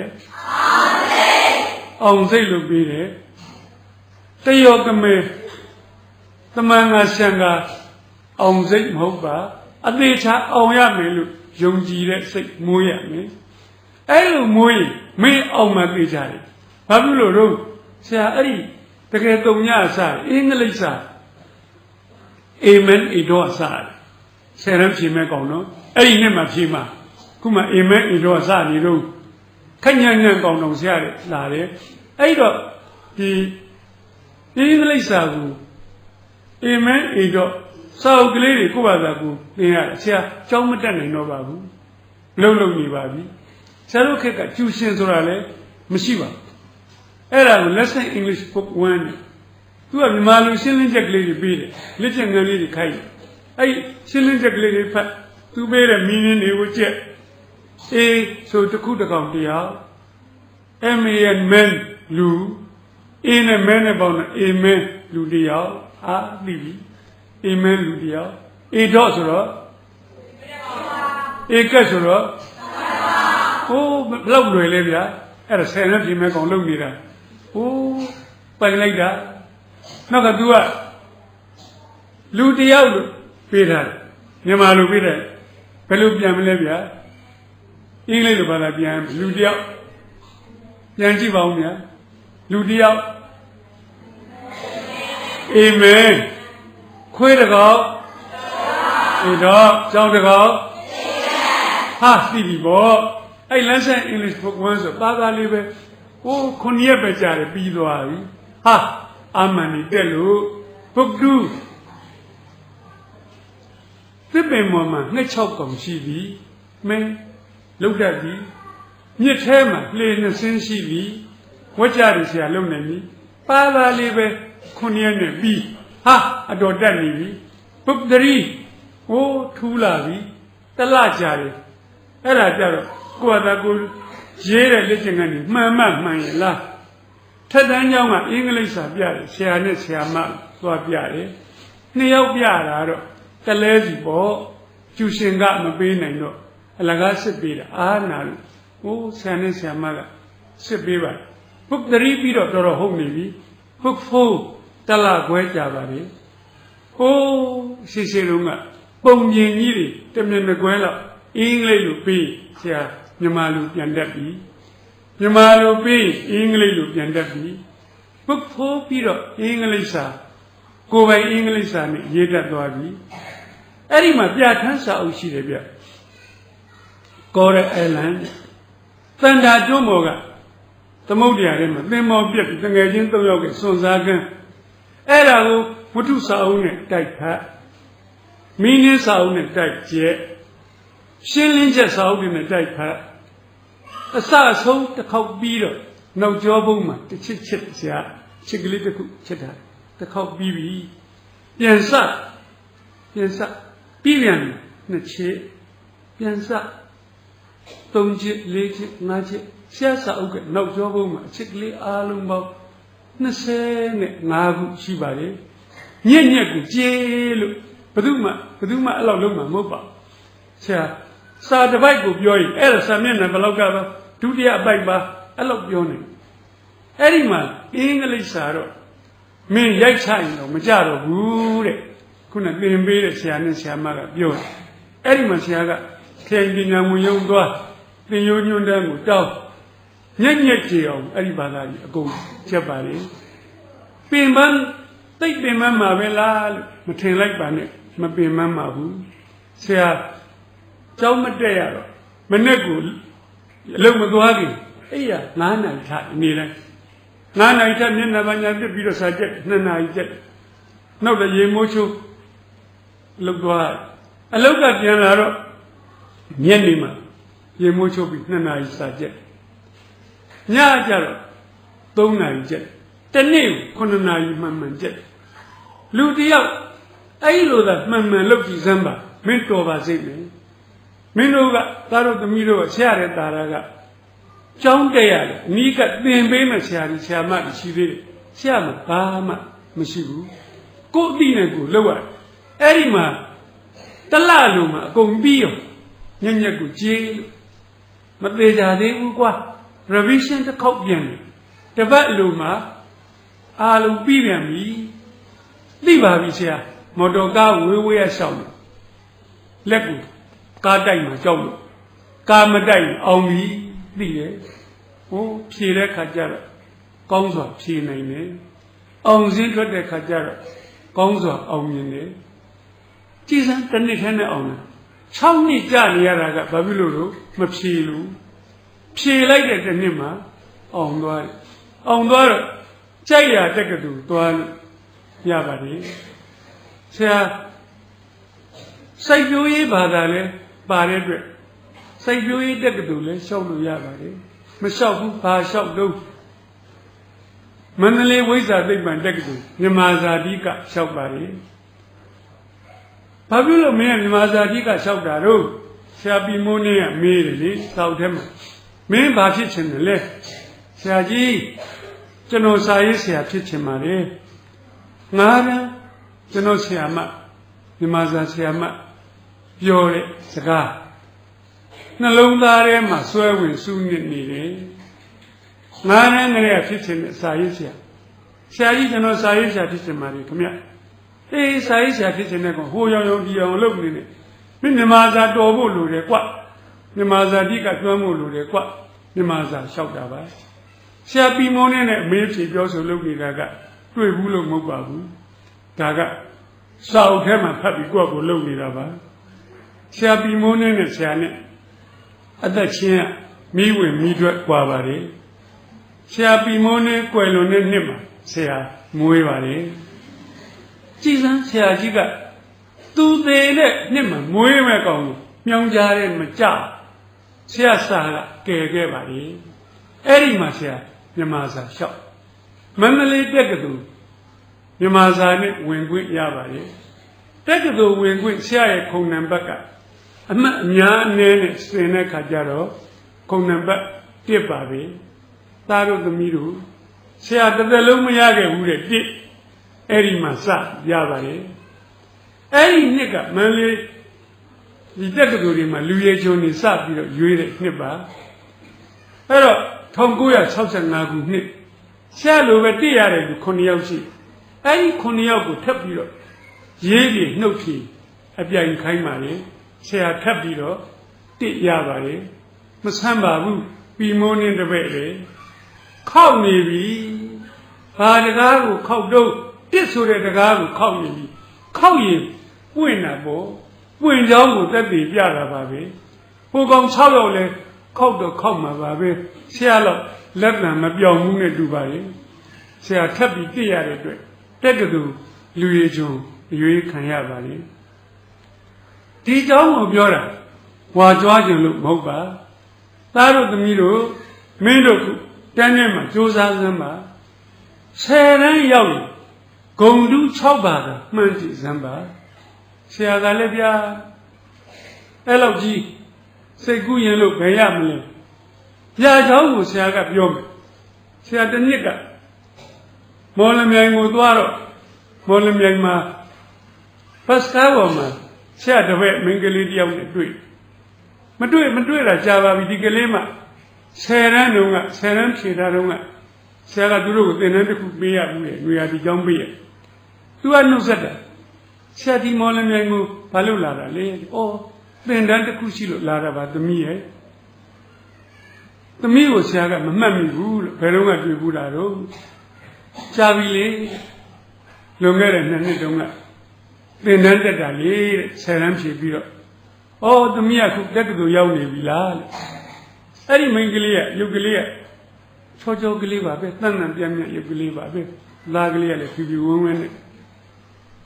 သမီးကခုတက်ကိုရောက်နေပြီလားမိတော့မိန်းကလေးကပြန်ပြောတယ်ဩဆရာကလည်းကိုယ်တပည့်ကိုထင်ကြည့်နေလိုက်တာသမီးကဖြင်းတယ်ဆရာရဲ့10တန်းကို2ခါကြထားတယ်ဟိုပြန်ဖြေဖို့သမီးရဲ့ဆက်ဖြေမဖြေတော့ပါဘူးဆရာရဲ့ဖြေလဲအဲ့ဒီ10တန်းကိုသမီးတစ်သက်လုံးအောင်မှာမဟုတ်ပါဘူးဟာငါလိုကောင်တွေ့နေပြီအဲ့လိုဆိုရင်တော့သမီးရဲ့ဆရာခုသင်တန်းပေးတဲ့နေရာရှိတယ်အဲ့ဒီနေရာကလေးကိုညက်နေလောက်လာလဲပါလားဆရာပြောပြမယ်ပြန်ဖြေဖို့သူစိတ်မပါပါဘူးဆယ်တန်းတော့ဖြေချင်မှဖြေမှာပါဆရာရဲ့ဒါမှဆရာစီကိုညက်နေလောက်လာလဲပါမယ်အေးပါသမီးရဲ့လာလဲလဲအဲ့ဒီသင်တန်းမှာလယ်သမားကောင်လေးတယောက်ပါတယ်ဗျအသက်22နှစ်လောက်လယ်သမားလေးအဲ့ဒီကောင်လေးကလည်းညက်နေဆိုရင်ဆရာတို့အိတ်ဆောင်ကြီးရဲ့ရှေ့မှာ Majibi Nishida. Eddie Majibi Yom and Lafay like she. So well, the kinder. Say, I must Lafay live out. I let a man la loud. To Alice Shane, a dog king in Nevia. Mesa the time of what? Sarap Yoja. Sarap Yoy, Eddie Gong, a pattern side. Yeah, even. Ha, so Saudi, a woman party. Yeah, me I have bears out there by. Bears are only say. Yeah, Mamma party. You know, Sabin may say. No, me don't like the what? Me a boy like what? Me. I let the Malia be endured. Oh, say I let go to bed with Tingy like that. Say the bed, Chin, say. Say, and some me with Naka Jatari. Ha, do be a media. Here, Yamchi. Machiva, say, the balloon of Chiro. He said, I'm a second. Move, hello, Sabio Biabia. Mabionesia, Namton, you say, Lego, you may. Agon, Biogum, then a soldier be Malogo. The being down with you. The needle, who mingly Yola body. Yola be ready, machine Yola. La Vida is a whaling maritime. The time to me. Anything who go lad, let them out. Yanni was a Rabionija, lad. Lad Kajaro, Sarah Mingling is a lesson jar. Every young lady, you go. Be that by. Oh, because a whaling my time, you do the okay. La Vida now. Say me and do the Niba. I must have the Rema of your peeing at the meal. Say, I Hodilu, say that chicken woody, Yanny woody. Hodilu, Pian Chiro, on Dora the meal, a good DY out that way. Pino, mother, tea. The neighbor, below look, shadow Conana look, mother, John Medicine, Conana woman look. Mingly, I say was that one. Look, Miss Yan. Say that. Go on, they are happy. Louis, I didn't look. Sharu, the latter salmon year. Oh, men, Gondema, Gondu left man, Leba, Gondu man. Mingilia, Nene, don't know. Oh, you might do a do 9. Leba, Gondu man, this year, say good yenny for me. Leba, Lagato Bamala, oh, in the oil. Madonna at the me. To me, labor that trade, the meal and labor that come aboard. See, I got Chauba, mankind in ah. The mere Mayoma solo, Mayomi Lagabi. Labor that Yoma, proper. Labor that mine. She's a letter. Sassidune, Abojin, lawyer, or a Kajaro. The Mayo, Namayo, the me, Nevada Lope Jammy. Nevada love money, all love she like me. Don't live out that. Okay, Mamma say, Lulu born Johnny. Young Gigi, man, trouble prayer. Look, I didn't mean look by him. The light the car, say, by. Say, the meat goes up here by it. The car of Yenny, say, Abiola, Nari Giant Beetle. Jabari. No so, larger. The Missa Mienero, you know, Sardom Yan, the Missa Mienero. Some word of Beludo. Che be, Che Nine, say, Ayapaya, the Zom Yele, say a touching me. On this way, labor that say, when the election, Ajama, Nassau Yero. Todo. Some were Piraka, a Menglisiga, the Zalma Malava. On the Fabi, not a relief. Change your letter, Nevada, Yagon, my yet, Mule, Malava. The native started on Yola in Chilago, Molam Yanga. Ah, la vie. Todo the very money lay him hope. To now you kind of let you in a Bosaibo, how polite. But those are all let the money as a Jesus, who are them, what to jam. I go by it, say, the way my live, say, young people, labor, mambo, pioneer, go look, oh, base of Wenaga, the pay, Dowing, Generation Dowing, General Gunjani, I tell like that. Piani, she may look at Sundia like that. Say, the way my leader, the latter, say, Saye Malamadi. ကျွန်တော်ရေးချင်လိုက်တာအောင်စည်းထွက်မှရေးမယ်ဆရာရေးဆိုပြီးတော့တီးခံမိတ်ကျိတ်နေလိုက်တာအခုအောင်စင်းထွက်ပြီဆရာပြောသလိုပါပဲ၄ပါးတော့ကျွန်တော်မှန်းတယ်ခြေကျော်လက်ချော်ဂုံတူး2ပါးသာနဲ့အောင်နေဆရာဟာဒီရှိတဲ့ဇပွဲကမင်းကလေးကိုပြစ်တာဟိုဘေးဇပွဲကကောင်သွားမှန်တယ်ဒါလည်းအမျက်တစ်ခုတော့ရတာပဲအရှုံးမရှိပါဘူးနောက်6နှစ်လောက်ကြာတော့ဆရာရန်ကုန်တက္ကသိုလ်မှာဒသနိကဗေဒဌာနမှာဆရာကတိကဖြစ်နေစာသွားသင်ရအဲ့လိုသင်တဲ့ခါကျတော့ဒီနေ့အတန်းနဲ့ထွက်လာတဲ့ခါမင်းကလေးတယောက်ပဝါနစအသာချလို့ဆရာမပေါ့တွေ့မော်လမြိုင်နှုံးကတပည့်မလေးပါပဲသူ့ကိုဆရာကအာလူလို့ခေါ်တယ်သူ့နာမည်ဟေးညီအာလူမဟုတ်လားလို့မေးတော့သူကဟုတ်ပါလေဟုတ်ရင်ညီကအခု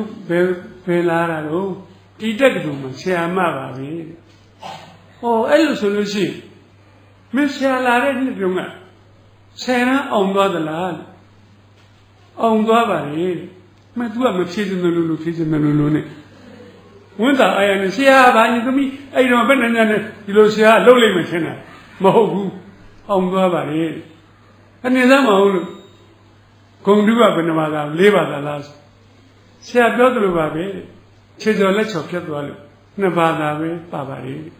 မအဲ့ဒါကလေးပဲဆရာပြောသလိုပဲပြောတယ်ဒါတော့ဆရာကဝန်တာအာရနဲ့မင်းကြည့်ရတယ်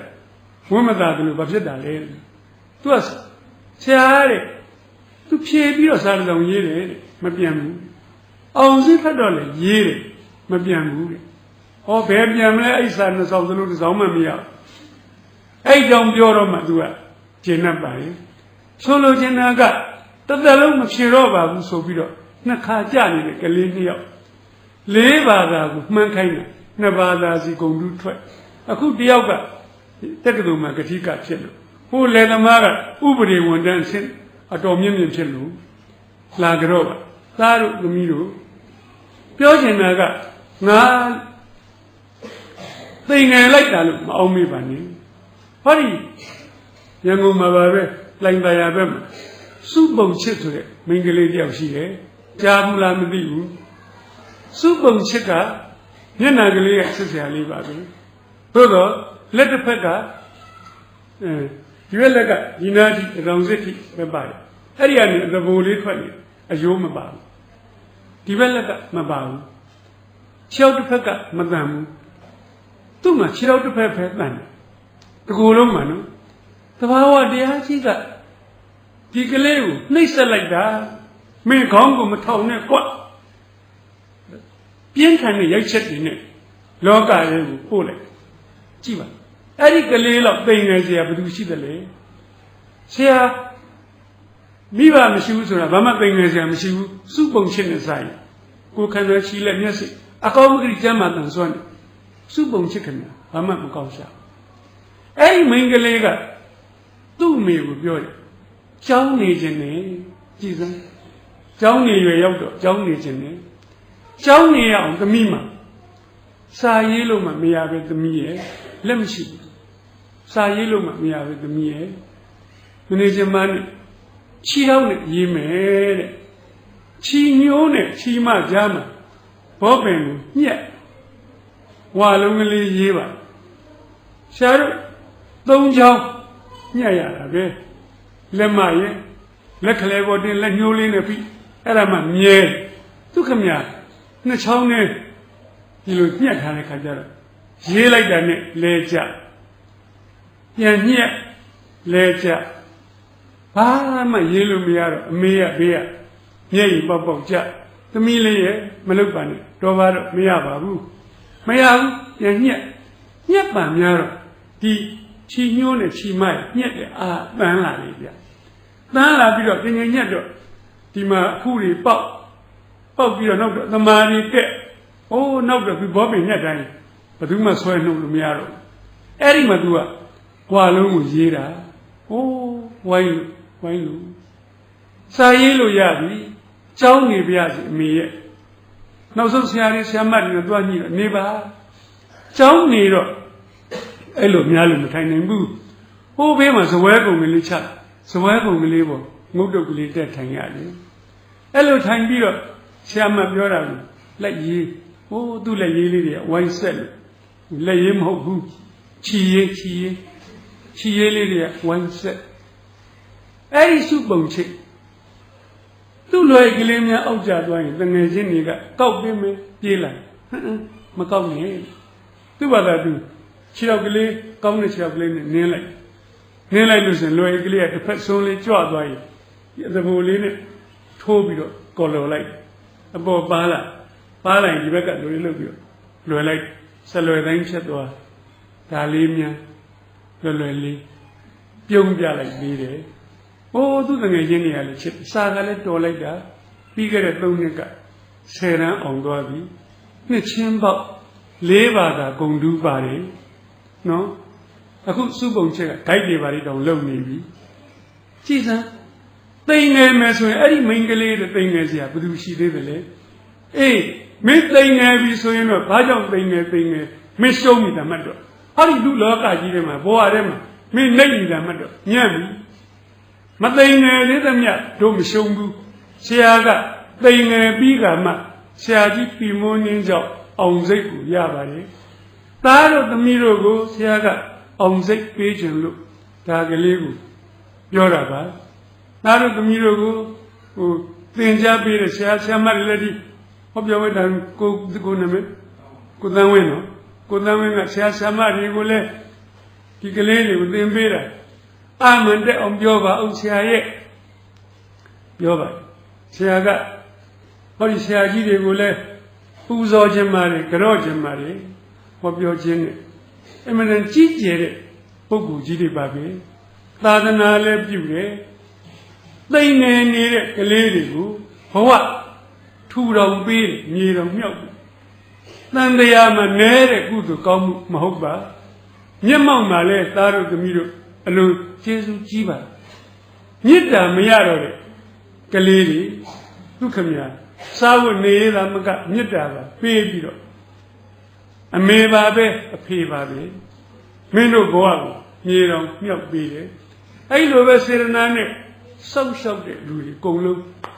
ကျေးဇူးကြီးပါရဲ့ဆရာကအဲ့လိုနည်းနဲ့ဘွဲရတာပေါ့နော်ဘွဲရပြီးတဲ့ခါကျတော့အလဲတန်းကျောင်းလေးတစ်ခုမှာကျောင်းဆရာသွားလို့ပါတယ်ကျောင်းဆရာသွားလို့ပါတယ်ဆရာသွားလို့ရတယ်ကျောင်းကလေးကဆင်းရဲပါတယ်အခုဒီမှာအောက်ကဆရာတို့ပြင်မထိုင်းနေရနော်မင်းတို့ချမ်းသာလိုက်တာဆရာကျောင်းမှာကလေးတွေကဖွဲပြာထဲမှာထိုင်ရတယ်ဆက်ဖွဲပြာတယ်သူတို့ရဲ့လုံကြီးတွေအကုန်လုံးကျောင်းစိမ့်လုံကြီးမဟုတ်ဘူးကျောင်းပြာတွေပဲအင်ကြီးတွေထိကျောင်းပြာပဲမျက်နာတွေထိတက်ပြားနေတယ်အဲ့လိုကျောင်းကလေးမှာသွားပြီးတော့ဆရာလုပ်ရတယ်ဆရာမလေး3ယောက်နဲ့ဆရာလေး1ယောက်ရှိဆရာကအဲ့ဒီမှာအသက်ကြီးဆုံးကျောင်းဆရာပဲအသက်ကြီးဆုံးကျောင်းဆရာဘယ်လောက်ရှိအောင်ဆိုရင်29နှစ်ပဲရှိတယ်သွားလို့ရအဲ့ဒီဘာကကလေးတွေနဲ့ဆရာနဲ့အမြဲတမ်းချစ်ခင်ပါလေကလေးတွေကပထမတော့စီကံလုံးဝမရှိပါဘူးအဲ့ဒီကျောင်းကဆရာတွေဆရာမလေးတွေကိုလည်းမေးကြည့်မနေ့ကကျောင်းဗန္ဒနာကြီးတက်တော့မေးတော့ကျွန်တော်တို့ကျမတို့မန္တလေးကလာပါတယ်ကျွန်တော်တို့ကျမတို့ရောက်တဲ့ချိန်တက်လိုက်တာပါပဲညနေကျတော့ဗန္ဒနာကြီးဆင်းတော့သူတို့ပြန်ကျင်တဲ့ချိန်ဆင်းလိုက်တာပါပဲဟောအဲ့လိုတော့လည်းမလုပ်ပါနဲ့မနေ့ကတို့9နိုင်တက်အောင်ညနေ3နိုင်ဆင်းအောင်ရပါလိမ့်ဆရာအဲ့ဒီကျောင်းကလေးမှာပစ္စည်းဆိုလို့ဘာမှမရှိဘူးဆရာကျောင်းမိန်ပစ္စည်းပါရှိတယ်လေကွာဆေးရအောင်ဆိုတော့ဆရာလေးကပြောတယ်ဘာမှမရှိပါဘူးလေစရင်ရေးမလို့ကောင်းကဒီဘာမှမရှိတော့စရင်ရှင်းတာပါပဲရေးစရာမလိုတော့ပါဟိုမှာဘီယိုလေးတစ်လုံးရှိတာပဲတစ်လုံးဖူးဖူးလေးပါပဲအဲ့ဒါလေးတစ်လုံးလို့ရှိပါရဲ့အထဲမှာဘာရှိတော့ဘာမှမရှိပါဘူးလေဆရာသွားဖွင့်ကြည့်ရှိတယ်မြေပြူဘူးအခွန်လေးတစ်လုံးရှိတယ်အဲ့ဒီမြေပြူဘူးခွန်ထဲမှာအိမ်ညောင်ဥလောက်ရှိတဲ့မြေပြူက4လုံးရှိပါတယ်တကယ်ကိုနော်ဆရာကြားဘူးလားမြေပြူကဆိုအချောင်းပဲအဲ့ဒီကြောင့်မှအလုံးလေး4လုံး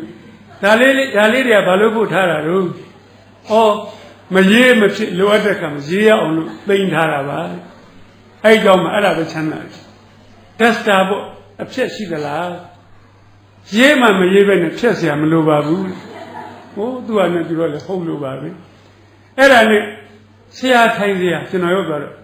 ကလထိုင်တစ်လုံးမှမရှိဆရာကအာနာလိုက်တာကလထိုင်ပေးเสียမရှိဘူးရပါတယ်ကျွန်တော်အာမနာပါနဲ့အဲ့ဒီကလေးတွေကျွန်တော်စိတ်မကောင်းဘူးခွဲပြားထဲမှာထိုင်ရအဲ့ဒါနဲ့ကျွန်တော်မြို့ပြန်ပြီးတော့လှူခံတယ်360လောက်ရအဲ့တော့ရွှေတသားမှာ200ဒါနဲ့ပသိမ်ကြီးမြို့သွားလှူခံတယ်ကျောင်းဆရာကြီးသွားလှူခံတယ်200ကျော်ရအဲ့တော့မိဘတွေကိုဖိတ်လိုက်ပြီးပြောတယ်အကုန်လုံးဒီတက်လာကြကျွန်တော်ဟောဒီကျောင်းမှာကလထိုင်မရှိပါဘူးဆရာထိုင်ရအဲ့ဒါကိုလှူမခံပါဘူးလို့ဟောဒီကလေးတွေဖွဲပြားထဲမှာနေတာတော့မသိတော့ပါဘူးအုပ်ကလေးခင်းနေမှာလေထိုင်ကုန်နဲ့စာရေးကုန်တွဲလေးရှိကြမှာလေကျွန်တော်တွက်အနည်းဆုံးလက်သမားဆရာနဲ့ပြန်ဆရာခေါ်တွက်9500ကုန်ပါမယ်မိဘတယောက်လည်း30ထက်အဲ့ဒါမထိုက်နိုင်ပါဘူးတယောက်ကထားပြောများရင်5ချက်2ခါခွဲထည့်ပါမထည့်နိုင်ဘူးပြရတယ်3ခါထည့်ရင်ရောဆရာခင်ဗျားကလည်းတော်စကားပြောနားလည်မှုမရှိတဲ့လူပဲတပြားမှမထည့်နိုင်ဘူးပြောတာပြရတယ်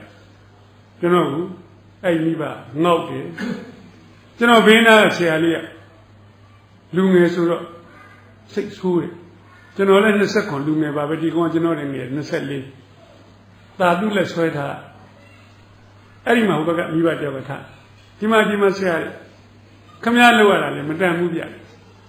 ခမရဟိုမြို့သွားလူကန်ဒီမြို့သွားလူကန်ဒီထဲမှာခမရကလေးကြောက်မှမရှိဘူးလေဖွဲတဲ့နေတော့လေသူမြတ်သားသမီးပဲခမရဘုရားတောင်စာသင်မှုပဲဒီလိုပြောတယ်တော့လေအဲ့လိုမဲမဲရင်ထားပြောတဲ့ကောင်ရှိတယ်လုံနေတဲ့ဆရာရေးလိုက်ကျွန်တော်လှူမယ်9000ရေးလိုက်ဟောကနဲ့လက်ခုပ်တီးကြတယ်တကယ်လုံအဲ့လိုလူတွေပေါ်လာပြီဗျ9000ဟာနာမည်လေးပြောပါဦးဥသေးတာခုကြည့်ရှိပါတယ်အဲ့လိုဥသေးလေးဥသေးတာ9000ဥသေးတာမထိုင်သေးဘဲနဲ့လမ်းတွေ့မဟာသဘောတဲ့မဟာသဘောဆိုကလားကြီးဗျ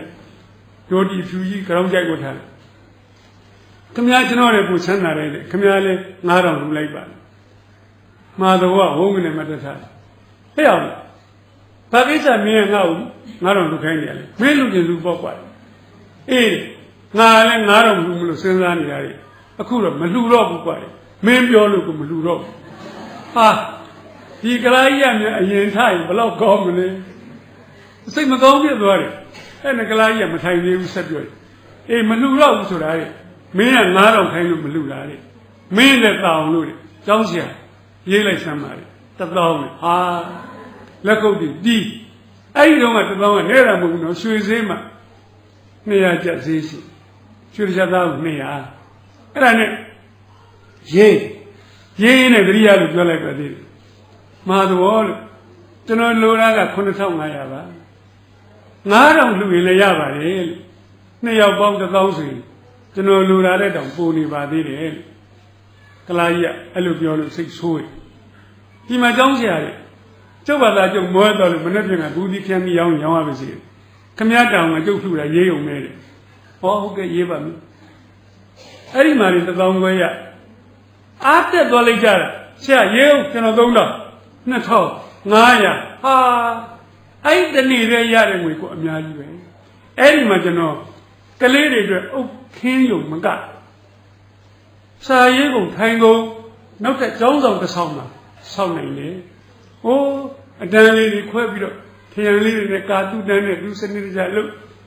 အဲ့ဒီကြတော့မှကျွန်တော်တပည့်တွေကဘာတွေတသနာတက်တုံးဆိုအမိုက်တွေပြစ်တာဒင်းကြမ်းလို့အရင်ကတော့ခွဲပြားတဲ့ဖုတ်တွေလို့ဘူးမှမသိခုတော့မိုက်တွေနဲ့ဟာတပည့်တို့မင်းတို့ခုတော့အုတ်ခင်းလိုက်တော့မိုက်တွေကလူမြင်လို့မကောင်းတော့ဘူးကျွန်တော်ကတပည့်စီးလေးတွေချောင်းစီဝယ်ပြီးတော့တန်းနေလိုက်ထောင်ပြီးမိုက်တွေလှဲကြကွာကိုတန်းကိုကျွန်တော်เจ้าမှာတလွန်မှမရှိပဲတပည့်တယောက်မှမလဲပါထုံးစံမရှိ နောက်တစ်နေ့ကျွန်တော်ကြောင်းသွားကြည့်လဲအဲ့ဒါကျွန်တော်ဒီကောင်တွေစုံအောင်စောက်ကျောင်းသားတွေစုံလို့9နိုင်ထိုးကနေကြတော့မှအတန်းတန်းတစ်ခန်းကတပည့်စည်းကိုထောင်ထဲရရှိယူလဲထုတ်မိုက်ပြီးလဲညာယူအဲ့တန်းကောင်တွေအကုန်လုံးလက်ပိုက်ပြီးကြည့်နေကြတယ်လဲစမ်းกว่าဆရာလဲရပေးဆရာကျွန်တော်တို့ကူလဲမယ်လို့ပြောမှမရှိဘူးမင်းကလေးတွေကပေးဆရာကျမတို့လဲမယ်မရှိဘူးကြည့်ပဲနေကြလဲပါပြီးသွားဘုဗဒန်းကောင်များလာဆောင်နေတယ်ဆရာကျွန်တော်တို့တန်းနဲ့လာလဲဦးအေးပါလဲမှာပေါ့လဲပါမင်းသူတို့တန်းသွားလဲအဲ့မှာအတန်းတိုင်းကိုဆရာလဲဒီကောင်တွေတန်းတိုင်းကြည့်နောက်တစ်နေ့အဲ့လိုပဲဆရာယုံသွားတောင်းသွား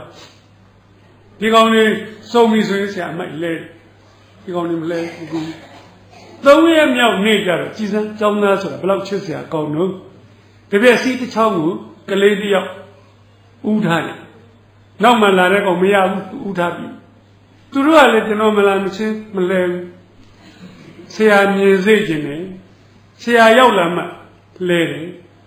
အဲ့ဒီခါမှာဆရာဟာသိအရေးကြီးတယ်နော်မတိကျိုးကျုံမနေလိုက်ပါနဲ့မတိကျိုးကျုံမနေပါနဲ့သွားပြီးတော့အိုးငါတပည့်လိမ္မာလိုက်တာကွာဒီနေ့တော့ဆရာမလဲရတော့ဘူးလားကွာမလဲရဘူးဆရာအေးတော်လိုက်တာကွာအတန်းနဲ့ကတပည့်တွေကိုသွားပြီးတော့ချီးမွမ်းရတယ်ကြောပုတ်ပါလေချီးမွမ်းလို့ကြောပုတ်တာလူတိုင်းခံနေတယ်ကလေးမပြောနဲ့ကျွန်တော်တို့ရွယ်တောင်ကြိုက်တယ်ကျွန်တော်တခါတလေဆေးမတမ်းမှလို့ဆေးသွားကူဆရာကျွန်တော်ကျမ်းမာရေးချင်းဘယ်လိုလဲဆရာကိုတူရသားရရှိတဲ့ဆရာဝန်လေးကကြောပုတ်ဘာမှမပူနဲ့ကောင်းသွားမှာပါသွားကြောပုတ်မလေးသဘောကိုကြားလို့အဲ့သားရတဲ့ဒီကြောလေးပုတ်တာကိုဒီကောင်းသွားမှာခုကောင်းနေပြီအဲ့လိုပြောရင်အဲ့ဒီဒီမဲ့လေးတွေခုံးဖို့ဒါနဲ့နောက်တည်းရကျွန်တော်ကြံတစ်မျိုးရတယ်အမိုက်ပုံးနေဝယ်အတန်းထိတ်တယ်မလိုက်ချတပည့်တို့မင်းတို့အမိုက်လဲတယ်ဆိုတာအမိုက်တွေတွေ့ကြချလို့ဟောဟောဒီမှာအမိုက်ကလေးတွေပုံစုပုံနဲ့သူထက်အောက်ကမပြည့်နဲ့ကွာမရဘူးကျွန်တော်တပည့်တွေပြစ်တာပဲကျွန်တော်ကသူတို့မြင်ပြီး9နိုင်လောက်လူဆုံးပြီဆိုရင်အဲ့ဒီအမိုက်တွေလိုက်ကောက်သူတို့မလဲခင်လိုက်ကောက်ထက်နောက်လဲနေကင်းလည်းသူတို့ခြိုက်ထားတာတွေ့တယ်ကျွန်တော်လိုက်ကောက်ထက်3ရက်မြောက်တဲ့နေ့ကျတော့ကျွန်တော်ရုံးလာတဲ့ကြောင်းလာတဲ့ချိန်မှာကျွန်တော်တပည့်တွေအမိုက်တစ်ခုကိုလူတယောက်ရက်ဆောင်နေတယ်သူတို့ကလည်းဆရာမလာမချင်းမကောက်ဘူးဆရာလာလို့ဆရာလည်းမြင်ပြီဆိုတော့ကိုယ်အမိုက်နဲ့ကိုဥထားတာကိုကောင်လာကောက်လို့မရဘူးကောက်ပြီးတော့သွားထက်အကုန်လုံးချီးမွမ်းရနောက်ဆိုရင်ကျွန်တော်တပည့်တွေအမိုက်တစ်ခုမှမချတော့ပါဘူးဆရာချီးမွမ်းပြီဖြစ်စေမချီးမွမ်းပြီဖြစ်စေအဲ့ဒီကလေးတွေကစီကံရှိသွားပြီဆရာချီးမွမ်းတာကိုခံရင်လို့သူတို့စခဲ့တာတနေ့တော့ကျွန်တော်အိမ်ကိုဆရာကလေးမိဘ10ဦးရောက်လာသူတို့ကျွန်တော်ဆရာကြီးလို့ခေါ်တယ်ဆရာကြီးတဲ့ကျွန်တော်တို့ကလေးတွေအင်္ဂလိပ်စာညံ့နေအင်္ဂလိပ်စာကျူရှင်သင်ပေးပါတယောက်30ပေးပါမယ်ဟိုး30ဆိုတော့10ရောက်ဆိုတော့100ဆိုရင်ရွှေငါမူသားဗျအခုပေါက်စင်းနဲ့ဆိုရင်3သိန်းခွဲ4သိန်းလောက်ရှိတယ်ဟိုးလိုချင်တာပေါ့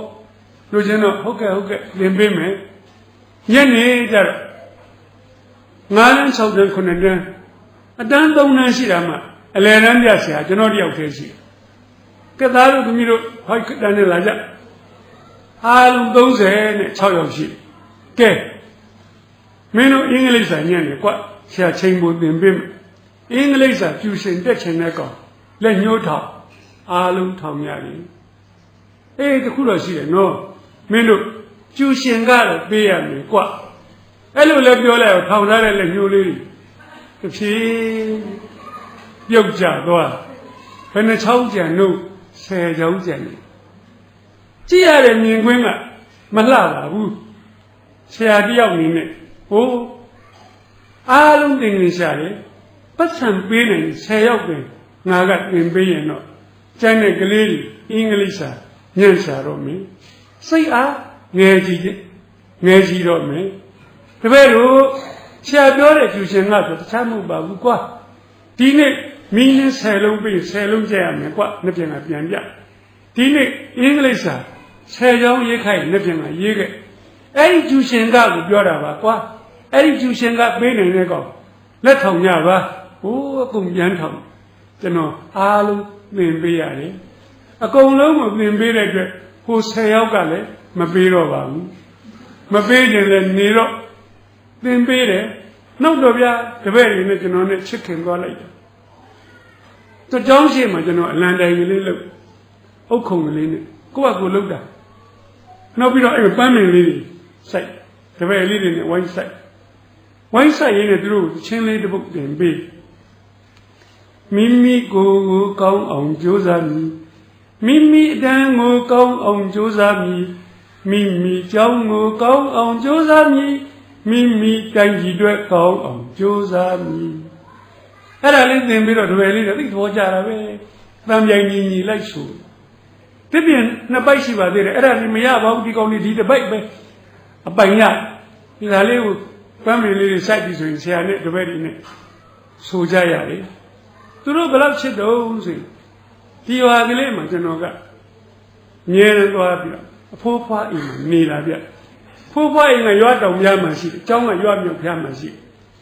ရွာလေလန်းကြီးကိုဖြတ်သွားလို့ရှိရင်အိမ်တိမ်ရှိကိုဖြတ်တာနဲ့ကလေးတယောက်ကလမ်းခေါ်ဆရာကြီးဗျာထူရခြံစည်းရိုးလေးပဲကြော်နောက်တိမ်ကခေါ်ပြန်ဆရာကြီးဗျာ10အိမ်လောက်ထူတော့မောသွား7အိမ်ကောင်ကဆရာကြီးမောတယ်ကွာမထူ7အိမ်ကခေါ်တော့လည်းမထူ73အိမ်မြောက်ကကောင်ဆရာကြီးဟောငါလည်းကလေးတွေခေါ်တာဘူးမထူပဲနဲ့မျက်နှာပြောင်တိုက်သွားအားနာမကောင်းလိုက်ဗျာထူတယ်14အိမ်15အိမ်ထူ16အိမ်တော့ဘုန်းကြီးစပင်းအောင်ရောက်သွားနေ့လေကြတော့ကလေးသားကလေးအမေတွေနှစ်ယောက်ငိုးလို့ကြောင်းရောက်လာဆရာကြီးကမျက်နှာလိုက်တော့တလန်းလုံးတော့ထူတယ်တော့ကျွတ်တို့ကလေးနှစ်ယောက်ခေါ်တော့ကတော့မထူဘူးတော့ဩဟုတ်တယ်မောသွားလို့ခဏနားလိုက်တာမနေ့ကငါစပြီးမနာတော့ပါဘူးဒါညကြတော့ကလေးတွေကိုပုံပြောရတယ်ကျွန်တော်နေတဲ့ဖိုးဖွားအိမ်မှာတငယ်တန်းကြီးပညာလေးပုံပြောရတယ်အဲ့ဒီမှာကလေးလေးတယောက်ကဆိုးလွန်းလို့သူ့မေကလာတိုင်တယ်မောင်ဆန်းတယ်မနေ့လင်းလို့ရှင်ငိုပြီးမှအဲ့ရထားတယ်ကိုနဲ့မအောင်ဆဲတယ်ထမင်းကျွေးရင်လဲသူစားခြင်းနဲ့မပိုင်လွန့်ပြစ်မုံဘိုးလဲတမတ်ပေးမှတမှုဆိုလွန့်ပြစ်အဲ့တော့သိဆိုးတာပဲသူ့မေကတိုင်တယ်ဆရာကြီးမောင်ဆန်းကိုရိုက်ဆမ်းမှကျိုးခြင်းကျိုးပါစေဆရာကမ်းရင်ကမ်းပါစေစိတ်မဆိုးဘူးရိုက်တာရိုက်ဆရာကျွန်တော်ကခမည်းပြောတာကြောက်ဆရာတော်ကောင်းနေပြီခမည်းအကြောင်းဆရာများအာနာဘကွက်သားကြလို့ကျိုးအောင်ကမ်းအောင်ရရမလားအဲ့လောက်မကြောက်ရင်မတက်ဘူးမလိမ္မာဘူးဆရာကြီးရဲ့မဟုတ်ပါဘူးလို့သူတို့ချစ်ရင်ဩဇာရှိတယ်လိမ္မာတယ်ဗျရှိုက်ဖို့မလိုပါဘူးကြောက်ဖို့မလိုပါဘူးမဟုတ်ပါဘူးဆရာရဲ့ရိုက်ဆမ်းမအဲ့ဒီမိမလည်းတင်းရိုက်ခိုင်းကြောင်းကြတော့အဲ့ဒီမောင်ဆန်းကိုခေါ်လိုက်မောင်ဆန်းလာအောင်ငယ်တန်းကလက်ကလေးပိုက်ဆရာရှိမတည့်ရမင်းကမနေ့ကငိုပြီးမှအေးရထားဆိုဟုတ်လားမောင်ဆန်းပြောအကိုနဲ့မှဆဲသလားပြောမုံဘိုးပေးလို့နေလွန့်ပြစ်သလားကွာပြောအဲ့တော့သမင်းကျွေးရင်လည်းမင်းကပကံနေလွန့်ပြစ်သလားကွာပြောဟုတ်ပုံရတယ်အေးမပြောချင်လေနေပေါ့ငါတပည့်ရဆရာပြောမယ်မင်းမနှက်ဖြစ်နေမင်းမေရဖြောက်တိုင်ထားလို့ပါမင်းသိဆိုးနှက်ဖြစ်နေမနဲ့လင်းငါတပည့်မငိုပဲနဲ့အေးရထားမလားကွာလက်ပိုက်ထားကောင်းကြီးထားမင်းမင်းအကိုနဲ့မှမဆဲပဲနေမလားကွာကောင်းကြီးမုံဖို့ပေးတော့ယူမလားကွာကောင်းကြီးသမင်းကျွေးတယ်နဲ့စားမလားကွာကောင်းကြီးဒီကောင်ငါတပည့်ရလဲပြောရတာဆုံးမလွယ်လိုက်တော့ကွာဟန်ကြတကယ်လို့နဲ့နှစ်ပြင်ကမင်းအဲ့တိုင်းလုပ်လို့ရှိရင် မင်းဖေနဲ့မေဆရာချီးမွမ်းမှာကွာဟိုးဆရာကြီးကလည်းတော်လိုက်တာမောင်ဆန်းကိုလိမ်မအောင်ဆုံးမနိုင်တယ်လို့ချီးမွမ်းကြမှာဆရာကိုချီးမွမ်းရင်မင်းသဘောမကျဘူးလားကွာအဲ့ဒီကောင်ကတစ်ချိန်လုံးခေါင်းငိမ့်တဲ့ကောင်ကဒီတစ်ခါကျတော့ခေါင်းမငိမ့်ဘူးသဘောကျတယ်ထွက်သဘောကျညာလေးကျွန်တော်ပုံပြောတဲ့ကလေးတွေမှာပါတယ်ခြေဆုံးကသဘောကျ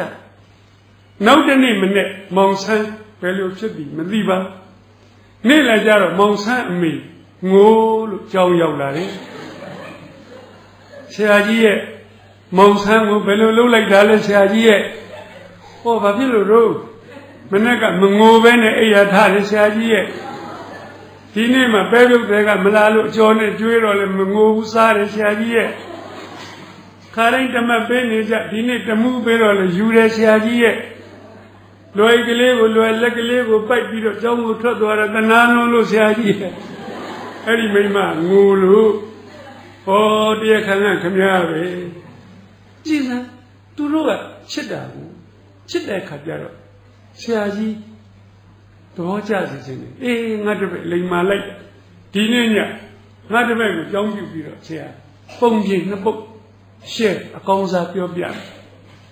တယ်ကျွန်တော်တပည့်ကလေး17ရွာကလာကြတယ်အဲ့ဒီ17ရွာစလုံးကိုကျွန်တော်ရောက်သွားတယ်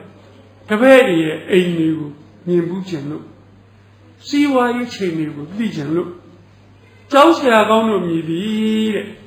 တပည့်တိုင်းရဲ့အိမ်ကိုတစ်ခေါက်တော့ရောက်ဖူးတဲ့နဲ့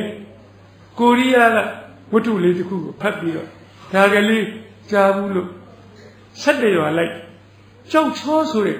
ထင်းခုတ်စားတဲ့ရွာကလေးရောက်တော့ရွာကလေးကအတော်ဆင်းရဲပါလေအိမ်ကလေးတွေကသေးသေးလေးတွေမိန်းမတယောက်ကကျွန်တော်စီရောက်ဆရာကြီးရဲ့ဆရာတပည့်ရာကျော်အိမ်မှာငိုးနေတဲ့ရှစ်ဒါဘာလို့ရာကျော်ကငိုရတာတော့အိမ်ဆောက်ပါဆိုတာမဆောက်ကြဘူးအခုဆရာကြီးလာတော့အိမ်ခေါ်နေတာဘယ်နာသွားခေါ်မလို့ငိုနေတယ်ဆရာကြီးရဲ့ဟောရာကျော်မငိုရပါဘူးကျွန်တော်ခုလိုက်ခဲ့ပါမယ်လာပါတော့ကြပါစို့သူတို့အိမ်ကလေးရောက်တော့ရာကျော်မငိုရဘူးကျွန်တော်ငိုရမယ်ပေါ့ပါပဲအိမ်ကလေးကသေးသေးလေးအဲ့ဒီအိမ်ထဲဝင်ဖို့ဆိုကျွန်တော်၄ဘက်ထောက်ဝင်ရမယ်ကံကောင်းတယ်ဗျာအိမ်ရှိမှာဇောင်ညမ်းပင်ကလေးရှိဝိုင်းအိုးဇောင်ညမ်းပင်ကလေးကကောင်းလိုက်တာနော်အဲ့ဒီအောက်မှာထိုင်ရတာပေါ့မလီကိုကထွက်ပေါက်ရှာရတယ်ဟာဖြာကလေးကခင်မဟာယူပါပြောက်ကြပြောတော့မိမဖြာကလေးယူလာခင်းတယ်ဖြာက၄တောင်ဆက်မဟုတ်ပါဘူးဒီဟိုကျွန်းမြေပုံနဲ့တောင်တူပါသေးအနားတွေစုပ်ပြတ်တတ်လို့ဟာနင်ကလည်းဖြာကောင်းကောင်းသွားယူပါဟောရပါတယ်ဒီဖြာလေးကချောချောလေးကျွန်တော်ထိုင်နေပါတယ်ခင်မထိုင်ရဆရာကြီးကိုရင်နှွေးချမ်းလေးလုပ်ပါဦးဟာယောက်ျားလောကကောင်းနေမိမရင်နှွေးချမ်းခရအောင်ယူလာတယ်မြေကြရမဲလို့ပါပဲလက်ဖေးပကံယူလာတော့ပကံနှခမ်းပဲ့နေတယ်ပြောက်ကြတာဟာနင်းပကံကလည်းနှခမ်းပဲ့ဟိုဈေးတဲ့တော်ဘူးမတွေသွားပြီးတော့ပကံကောင်းကောင်းတစ်လုံးသွားငှားပါဟာသူမိမပြန်ပြောတယ်အဲ့ဒါတော်ဘူးမအိမ်ကငှားလာတာပဲတရားလုံးမှာဒီပကံတစ်လုံးမှာအကောင်းဆုံးရှိပါတယ်ဟောရပါတယ်အဲ့ဒီပကံနဲ့ကျွန်တော်တောက်ပါငှဲ့ပြီးပဲလော်လေးစီဆွဆွဆန်းခဲ့ပါဟာယောက်ျားခိုင်းမိမပဲလော်လေးယူလာ10စီမှာ1စီပဲစီထိနေရလဲဟာပြန်ဆန်းစမ်းမအောင်စီကနဲလိုက်တာမိမပြန်ပြောတယ်အဲ့ဒါပလင်းနဲ့စီအကုန်မယ်အဲ့ဒီတပည့်ကလေးတွေမနေ့ကချင်းကားနဲ့ကြောင်းလိုက်ရတယ်ကြောင်းရောက်မှမုံဆိုင်တွေမှာတရေအေးရကျွန်တော်ပဲပြီမလဲရွာသွားတော့သိဖတ်ကားတွေကိုကျွန်တော်ကမေတ္တာခံပေးကလေးတွေကိုလကားတင်ကလေးလေးအေးရအေးဝအေးရအဲ့လိုနဲ့ကျွန်တော်အများကြီးပါပဲဗျာဒီကြောင်းကလေးနဲ့ချစ်ခင်ပြီးတော့နောက်တော့ကျွန်တော်ကြောင်းကလေးကိုခရိုင်ပညာဝင်လာစစ်ကျောင်းအုပ်ကြီးကကျွန်တော်အဖေရွယ်ရှိပါလေကျွန်တော်ကျောင်းကလေးကိုလာစစ်တဲ့ခါမှာခရိုင်ပညာဝင်ကပြောလိုက်တယ်အဲ့ဒီကျောင်းမှာအဲ့ဒီဆရာလေးရှိလေရဲ့မင်းသွားပြီးတော့ အဲ့ဒီဆရာလေးကိုကူညီပြီးတော့လှုပ်ချကွာလို့ပြောလိုက်တယ်ကျွန်တော်ကဒီเจ้าရဲ့အကြောင်းအုပ်ဆရာကြီးပါပဲဟောဘယ်ဟုတ်မလဲဆရာကြီးမရှိလို့ဒီနေရာလေးကိုကျွန်တော်ဆရာကြီးထိုင်လာဆရာကြီးထိုင်ပါလို့အဲ့ဒီနေရာလေးကိုတင်းเจ้าရှိပြီဆိုတော့ကျွန်တော်တို့เจ้าမလေးအင်ကြီးအားဖြင့်ပညာသင်ကြားနိုင်ခဲ့အခုဒီကလေးတွေဟာကျွန်တော်เจ้าနဲ့အဆ100လောက်ပြည့်စုံကောင်းမှန်ပါလေကျွန်တော်တစ်ဖက်လေးတွေကမိနစ်တနည်းပဲကျွန်တော်အဲ့ဒီကြောင်မီးကြောင်လေးကအိမ်လာကြတော့တဲ့ကလေးဟာအခုဆိုရင်ဒီကောင်ကဟိုတစ်တော်တက်ကတူမှာဒုပါချုပ်ပါပြီကြည်စမ်းအဲ့ဒီကလေးလေးတွေတော်လက်အမိုက်ကလေးတွေကျွန်တော်နဲ့တူကောက်တဲ့ကောင်ကြီးဒုပါချုပ်ပါပြီအဲ့ဒီကြောင်လေးကကျွန်တော်ပြောင်းရပြီဆိုတဲ့ခါကျတော့ကျွန်တော်တပည့်လေးတွေဆရာကြီးကနှုတ်ဆက်ပွဲမှာဆရာစကားပြောလိုက်ပါတပည့်တွေကိုနှုတ်ဆက်ကလေးတွေကတော့နှုတ်ဆက်ပြီးတော့ကျောင်းကြီးကပြောတယ်ကဲသားတို့သမီးတို့ပြန်လို့ရပြန်ကြတော့ဒီနေ့ကျောင်းပိတ်ပေးလိုက်တယောက်မှမပြန်ဘူးအဲ့လိုလေးထိုင်နေကျောင်းဆရာကြီးကစိတ်မကောင်းဘူးဆရာ15မိနစ်လောက်ထိုင်ပေးလိုက်ပါဗျာသူတို့ကြည့်ပါစေခင်ဗျားတပည့်ကျင်တော့ကြည့်ပါစေကျွန်တော်တော့ဒီကောင်ကြီးကိုမကြည့်ချင်ဘူးဗျာရုံကန်နဲ့ဝင်သွားကျွန်တော်ကလေးတွေကိုပြောတဲ့ထက်မှပါတယ်နှုတ်ဆက်တယ်ဆိုတာဝန်ထမ်းဘဝမဆမ်းပါဘူးလို့အဲ့လိုနှုတ်ဆက်တဲ့အခါမှာငါတပည့်တို့တယောက်မငိုပါနဲ့ငိုတာကိုတော့ဆရာမကြိုက်ဘူးလို့ဒီကောင်ကြီးငြိမ်လို့ငိုဘူးကောင်မလေးတယောက်စီကရှိုက်တန်တစ်ချက်ထွက်လာသူ့ဘေးနာကောင်ကတရောင်နဲ့တွက်ဟဲ့ဆရာကြီးကငိုတာမကြိုက်ပါဘူးလို့ပြောတာမကြောက်ဘူးလားမငိုနဲ့အဲ့ဒီကောင်မလေးတိတ်သွားတယ်ဒီကောင်လောက်တာကျွန်တော်လည်းလာထိတို့ကကိုကသူများကမငိုပါဘူးပြောတော့ကိုကလည်းခက်တိနေတယ်ကြည့်အဲ့လိုကြည့်နေတော့15မိနစ်ကြာသွားကျောင်းကြီးကနောက်ဖက်ရုံငန်းထဲပြန်ထွက်ကဲသားတို့သမီးတို့ဆရာကဒီနေ့ညနေ6နာရီရထားဆင်းရမှာဆိုတော့4နာရီဆရာတို့ကလိုက်ဖို့မင်းတို့ကိုကျောင်းပိတ်ပေးလိုက်အားလုံးပြန်ကြတော့ပြန်ကြခက်မှမှပြောမလှုပ်ဘူးအဲ့ကောင်เนี่ยငိုလည်းမငိုဘူးပြန်ငိမ့်နေတော့ကျောင်းကြီးဆရာဒီကောင်เนี่ยလည်းပြန်ခိုင်းလို့မရဘူးဟိုနောက်ဘက်ကဆရာလှုပ်ဖို့ကင်ပဲဆရာလေးတွေဆရာမလေးတွေသွားပြီးတော့ကြည့်လိုက်ပါဦးဗျာကျွန်တော်ကတော့ဒီကောင်ကြီးဆရာကြီးလွတ်ထွက်ပြေးပြီးတာပဲခဏတော့တက်တာမှာပဲဆိုနောက်ဘက်လွားတော့ဟိုးပူဆိုးဆရာလေးတွေဆရာမလေးတွေနေ့လည်းကျွန်တော်ထမင်းစားတဲ့ဒီလိုစပွဲစီကြီးပေါ်မှာကိုတချမ်းလေးတွေမှောက်ပြီးတော့သူတို့ကတော့တသိမ့်နေသူတွေလုံနေကြကြော်လေးတသိမ့်နေတယ်ဟိုးသူတို့ကြည့်ရတော့ပူဆိုးအဲ့ဒီမှာမကြခင်မှာကျွန်တော်ခန့်ထားတဲ့ဒလဝန်ကြီးရှိအဲ့ဒီဒလဝန်ကြီးကတော့ကျောင်းတောင်းမှာဒီလိုအုတ်ခင်းလေးပေါ်မှာဖင်ချထိုင်ပြီးတော့ကျောင်းဘက်ဆေးလေးကြီးကိုတအားကိုစွတ်ခွာနေတယ်ငိုခြင်းလို့မငိုအောင်လို့ခွာတာဘလောက်မြန်ခွာလိုက်တော့ဆေးဘောလေးကြီးကမီးတွေထတောက်လို့အဲ့ဒီမီးတွေထတောက်ပြီးသူ့သားပေါ်မှာမျက်ရည်တွေကကျအင်ကြီးလက်ကလေးနဲ့တို့ဟိုသူ့ကြည့်ရင်တော့ကိုကငိုမိတော့မှာပဲဒါနဲ့ရှေ့ပြန်ထွက်လာကျောင်းကြီးဆရာထိုင်လိုက်ပါဦးဗျာထိုင်ရပြန်ပြီဒီကျောင်းကရွာထဲကိုသတင်းကြားတော့ကလေးမေတွေကလေးခွပြီးတော့ပြေးလာကြပရင်းမောက်တစ်ပေါက်ကို3ယောက်နှုတ်နဲ့နေရာယူလိုက်ကြယူပြီးတော့သူတို့ကတော့အတန်တွေထွက်ပြီးအီးနဲ့အောငိုကြကျွန်တော်တပည့်တွေကလှဲ့ကြည့်ကောင်းနေသူတို့ကငိုခွင့်ရှိတယ်ငိုပါစေငါတို့ကိုစားငိုပါစေဒီကောင်ကြီးကတော့မငိုကြည့်အဲ့ဒါ3နာရီလောက်ကြာတော့ကျွန်တော်လည်းဘာလို့မှမသိဒီချိန်မှာရွာလူကြီးတွေကအစီအစဉ်နဲ့ပတ်စကား6ဆင်းကျောင်းရှိဝါကနေထိုးဆိုင်ရွာလူကြီးကကျောင်းပြန်ဝင်လာပြီးတော့သားတို့သမီးတို့မင်းတို့ကလည်းပြန်ခိုင်းလို့မရကဲဆရာနောက်ကြလိုက်မန်းလေးဘူရာကြီးထိ Alum like Bojam. Teja. So no the way, Chelum Yay Commune. Oh, in it, ye Babiro. Catch up Simon, dead. Milk did it on me and did it. Cow or a youngster, he got me look at me. Yelu. Oh, through it. Mangoa Usura. Yay, none at the baby, Yelu. And I know. Kelly left got some idea about that.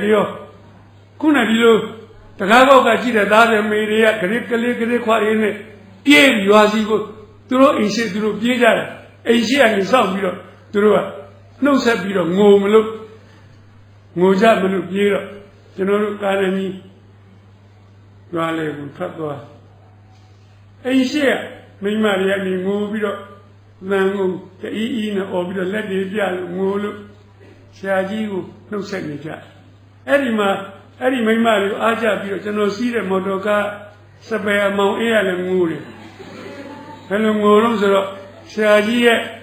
General, Pia Villa, Shaji. Panet, you don't sort of know, I Madachani. Hello, do it. Amoya, Mimura, Usova. Hello, Nicono Canani, you are at what? Oh, you are got to be a car, son of Laila. Oh, you have been back. Yaudo, Religion. Umbele, Tambong Yogo, Yaubari. Any Tambong Yogo, Yau. Pay the Vera. Salad and Libabu. Mimi go, Gong on Josam. Era, Yaukasa. Any garden in Luna. Like so. Cannot live him to the garden in Lu. Ni Janet Ganga Zenga. Era the watcher, like so. Machagima, God chokes in the loo, Namjay, Sujari. Mimi, Dangi, go and use that. Pick on it, Halley, Pacha, lady. Suni. Imminent, Rosia, Comedy. Genovina, Jones here. Say, cook share the way. The chainsaw need Libya. The chainsaw in the Kamian Manila, Pigoni, Mooney, love Libya. Kamiale, Moo like Dobia. Moo Resura, Ayaga, she Debia. Elo Biobio, do a dingo Cayenne, to go and Mulu Valley. Shadow Shamar, Yojamari, John John, Shaman. Any John lay with an Otupian. Pammy Lema, we move. A madame change of Bido, Yola Java. By yours in Chedeka. General Biogenaga. Any Wutua. General, the lady Siga. Chushenga Galeda, you gave. Mapipon and Babu. Any a Kuyele will soon look at it. Tagalea non kama, Wutu the cook chip. Be like somebody. Go sit and be like summer. Yenny like summer. Just open Namaka, Namaya, Yaja me. Conju, Chijava me. Any Sauka Yari, we go that way. You know, any Sau, Terra. Sad the Loma Bionnet, ... A second later set up, Township Biro, Yani Babi. Jane Mom, may don't know Babi, Yay. Sudele, a Muta Sabisu, Sabi Mansu, the old tenant, Nasuya, Jonesia, Powagli, Allah Abba, a Mundamiaki, Sai, Yiraba, Jonesia,